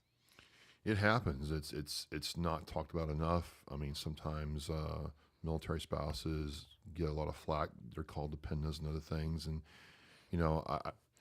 but in a way, I get it. I get it. And when you see it, it's kind of hard to not unsee it, and you got to talk about it because I don't know about you, but in certain jobs, there's real people with real problems, bringing those problems to work, and I'm like, you need that guy to be like right, and if he's not right, he shouldn't be there. So you have a full-time job doing cybersecurity, Yeah, and you do also my creative, all the other stuff like kind of on the side, right? yeah, yeah. So basically, you have like 2 full-time jobs. I guess I don't know. It doesn't feel like a job to me, but I've gotten very efficient with OMR over the years. So sometimes it's really really busy, and sometimes I have my schedule and everything's laid out. And it doesn't seem, that bad in terms of just trying to get everything done. But it doesn't feel like work because I enjoy doing it. But yeah, I'm I got my hands pretty. So how do you make sure you take care of yourself? How do you make sure you take care? How do you make sure you allocate time to take care of Travis? That's the weightlifting. That's the weightlifting all the way. How often do you do that? 4 days a week. Okay. And then in the summertime, it's almost time for motorcycle. Oh. You ride a motorcycle? Yeah, I do. That's one thing I want to learn a motorcycle. Once you do it, Jason, you'll never look back. You ever worry about the dangerous part of it? Like, sure, killing yourself, whatever your case may be? Sure. I'm like, but, no one's guaranteed anything in life. You can run, 4 days a week, eat nothing but, low-fat food and still drop dead. Like that dude, Jim, I think his name's Jim Fix. I don't know that name, but, This guy, I think his name's Jim Fix. He ran like for 38 years, like 10 miles a day, and he died like with no cause, yeah. So nothing's guaranteed. So I just really enjoy it. I also like going to the archery range and shooting my bow. But I find like out of all that, the weightlifting is the one thing that forces me to put all that stuff away, focus on something different. See, you and Joe are going to hang out. He's been archery. He's been a weightlifting. You and Joe are going to hang out for a day. Well, we're hanging out right now. We're having a pretty darn good time. So, what kind of motorcycle do you have? I have a Yamaha Stratoliner. Okay, it's a big B twin. And like you completely covered up. Or you want to do like no helmet? No, no helmet, flip flop shorts. I was talking about this skin showing at NorwestCon, and I told somebody, I'm like, I safety toe boots, long pants, gloves, full face helmet. Yeah. Because I laid down my Honda Shadow 1100 in Yuma. I hit my front brake. And the front tire caught an oil slick, and all of a sudden I'm looking at the sky like, the hell did I get here? Mm-hmm. It's just like that, right? The bike just went boom when I locked up the front tire, and I had my helmet on, I had all my stuff on, but I had these steel-toed boots on, and we looked at it, and there's like this slash over the left toe of the boot where the brake lever, the shifter lever, had dug into my boot. Mm-hmm. And if I didn't have steel-toed boots on, I would have probably damaged or lost some toes. It's crazy. So I got the gospel when it comes. So to it's safety. Never like I'm just going 5 blocks away. I'll go in my shorts. It's always like like full battle rattle, so to speak. Road rash is real, man. Road rash is not fun, and you dress for the ride, you dress for the slide, not the ride. And okay. Yes, I'll see it, especially up there in Massachusetts. You'll see some guy on his Harley in flip flops, shorts, and a tank top, and with a little skid lid helmet. He thinks he's cool, and I'm like, okay, the process of natural selection will take care of that. Because it only takes one driver not paying attention, right? Just one. Or maybe some dude driving his car and had a heart attack and. or someone drunk driving? Well, I mean, these cars are so quiet now, and these cell phones are so prevalent that it gets really unfun. I like riding when there's no one on the road, and that can be hard sometimes. What's the fastest you've gone? I did 141 miles an hour on a bike one time, Okay. and I was hanging on. Yeah. I did it once. I said I did it, and then I just I never need to do that again. And you live in Vermont, No, I live in Massachusetts. Massachusetts. Yeah. Is like Massachusetts a real good like motorcycle roads and stuff? Once you get out of the main cities, yeah, Okay. there's a lot of good roads. But if you're like in the Boston area where I'm at, Yeah. I mean, there's just cars everywhere. And so you don't drive much around the city. No, I don't. I head around the city and I'll go up to New Hampshire, Maine, Vermont. Western Mass is beautiful. They have a small mountain, nothing like here, but they have Mount Greylock out there. It's about 3,500 feet elevation. So like for Tim, you have like a motorcycle gang. Y'all got like 20 of y'all No, got I'm to not go a biker guy. like riding around I'm and not a stuff. biker guy. So more like a loner type. I like riding alone. Okay. Yeah, I mean, one other person, two maybe, but I don't like doing those fundraising rides. There's just too many people, and I'm just not a big like group ride guy. So let's suppose you're on a bike ride, a motorbike ride, a motorcycle ride.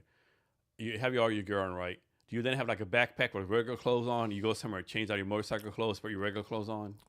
I got my clothes underneath my motorcycle jacket, stuff like that, and I got saddlebags. Okay. So if I need to change, I got my clothes in there. What's the longest you've ridden?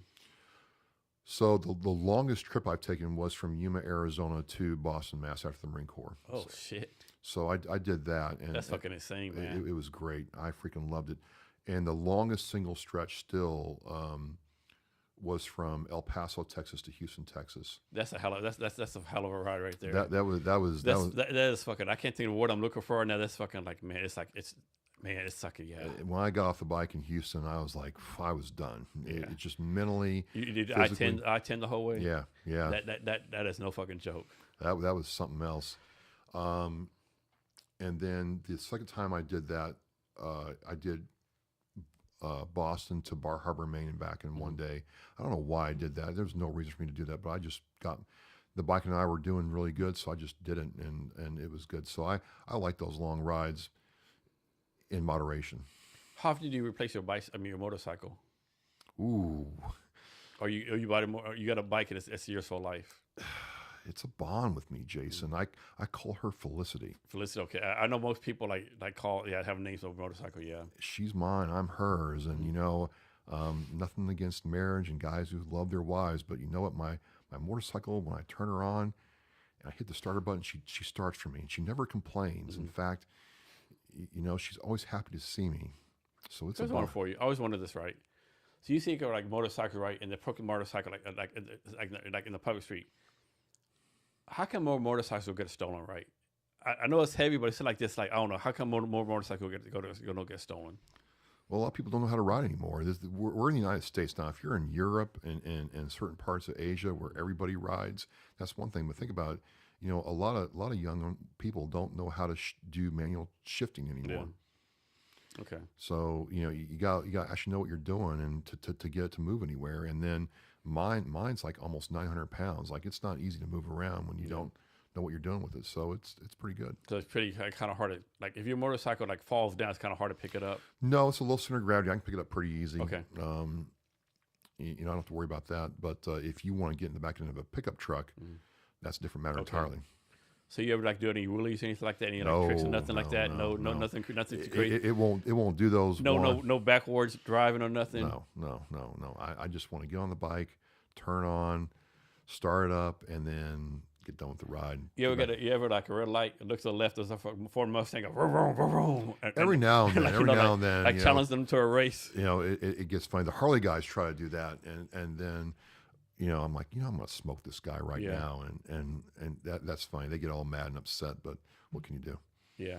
And how long have you been driving motorcycles? Since I was 18 years old. And how do you learn? Like someone taught you to start yourself? I went to the library and checked out a book about motorcycle basics. I got a motorcycle magazine, and then my first bike was a Yamaha Seika 650, a little small bike. It's a great little bike, and just learned. So can someone like can I go? We'll say the Yamaha dealer in Seattle, Washington, and just buy a bike and to sell it to me, like no driver license, no proof of being able to Probably. ride. Okay. Probably, yeah. Once you sign your name to it, it's your problem, not theirs. And if I kill myself, it's on me, not them. Yeah, There's yeah, no, hey, you sold a bike to some dude that's never rode a bike before. yeah. Okay. I don't know if laws have changed, but unless you have to have your cycle endorsement, you can buy pretty much whatever you want to buy. I mean, it looks just like so much fun, right? It's a blast. Yeah. Totally at peace. Nothing bothering you. And up here is so pretty. I'm surprised that more people don't ride. I mean, the challenge here is pretty like maybe 3 months out of the year, right? Like, well, you were here yesterday, right? Yeah. You seen how crappy it was here yesterday? Yeah. So yesterday was like stereotypical Seattle, Washington weather. Nice. Yeah. Nice. Today it was crazy. Like today it's on like 55 degrees. Fuckers outside in shorts, t-shirts, flip flops. It's crazy. Like it's 55 degrees. Doesn't take much. Doesn't take much. No, but it's like always I joke around when it's beautiful. But when it's not here. Yeah. Yeah. And so you live in the Massachusetts all your life? Yeah. No, I haven't. So I live in the Midwest, and my parents moved us down south. I joined the Marine Corps, spent some time out west, and then I moved to Massachusetts. Okay, so it's like home now. Not really. I'm looking to move What are you trying to move to? somewhere where it's warmer. I was telling some of the Northwest Con people we got 40 inches of snow in February. I'm all good. So this one thing I learned about Seattle kind of shocked me when I first learned it. Seattle's actually higher up than Boston is. Yep. That blew me away. What? It is. And both cities are on the kind of ocean, but Yep. Seattle's a higher elevation than Boston is. That kind of blew me away, yeah. And because Boston, you got to remember, they had to build that up. It was at one time below sea level in certain parts. Yeah. Here's something crazy for you. So, like, we're maybe like 2 blocks away from the ocean, right? Like, so we're like First Avenue. All the way to Fourth Avenue, the tide still comes up underneath the street. Yeah. So it's fucking insane, yeah. Nice. Yeah. Is there anything I should ask you I haven't asked you yet? Or anything else you want to talk about? I'm just hoping that we go to Military Creator Con and James and Mara have worked so hard on it. I hope it's a good outcome for them. And I know it's kind of like a newer con, but I hope people really see like the long-term vision, and I hope we can help them get there. Yeah, definitely. And like back to like what I'm talking about, like if you're a speaker, it's something on you, like you bring people into your room. Like I'm competitive as fuck, right? Yeah. Like we're all military, we're all competitive. We're all sure. we're all kind of after, right? I don't know what I'd do if I gave them a talk like only 2 people showed up, right? Like my goal is to like have more people there than anyone else, right? And hopefully every speaker who's listening to this, your goal should be more people see you speak than anyone else, right? You should do what you got to do to have people come see you talk. I'm trying, we'll see what happens. I look at like, if only one person shows up, okay, I'm going to talk to that one person. If they go back, start their own TV show and it launches their brand, their business or whatever, then great. I've done it. And part of the thing is for me too is, I'm there in other capacities. So it's a different experience for me this year. Yeah. And one thing, like, you would like to see everyone speak. For me, pops are right. Because they're like 4 speakers at a time. You can't see everyone speak. So definitely I got to see those people you want to see talk, right? Make connections.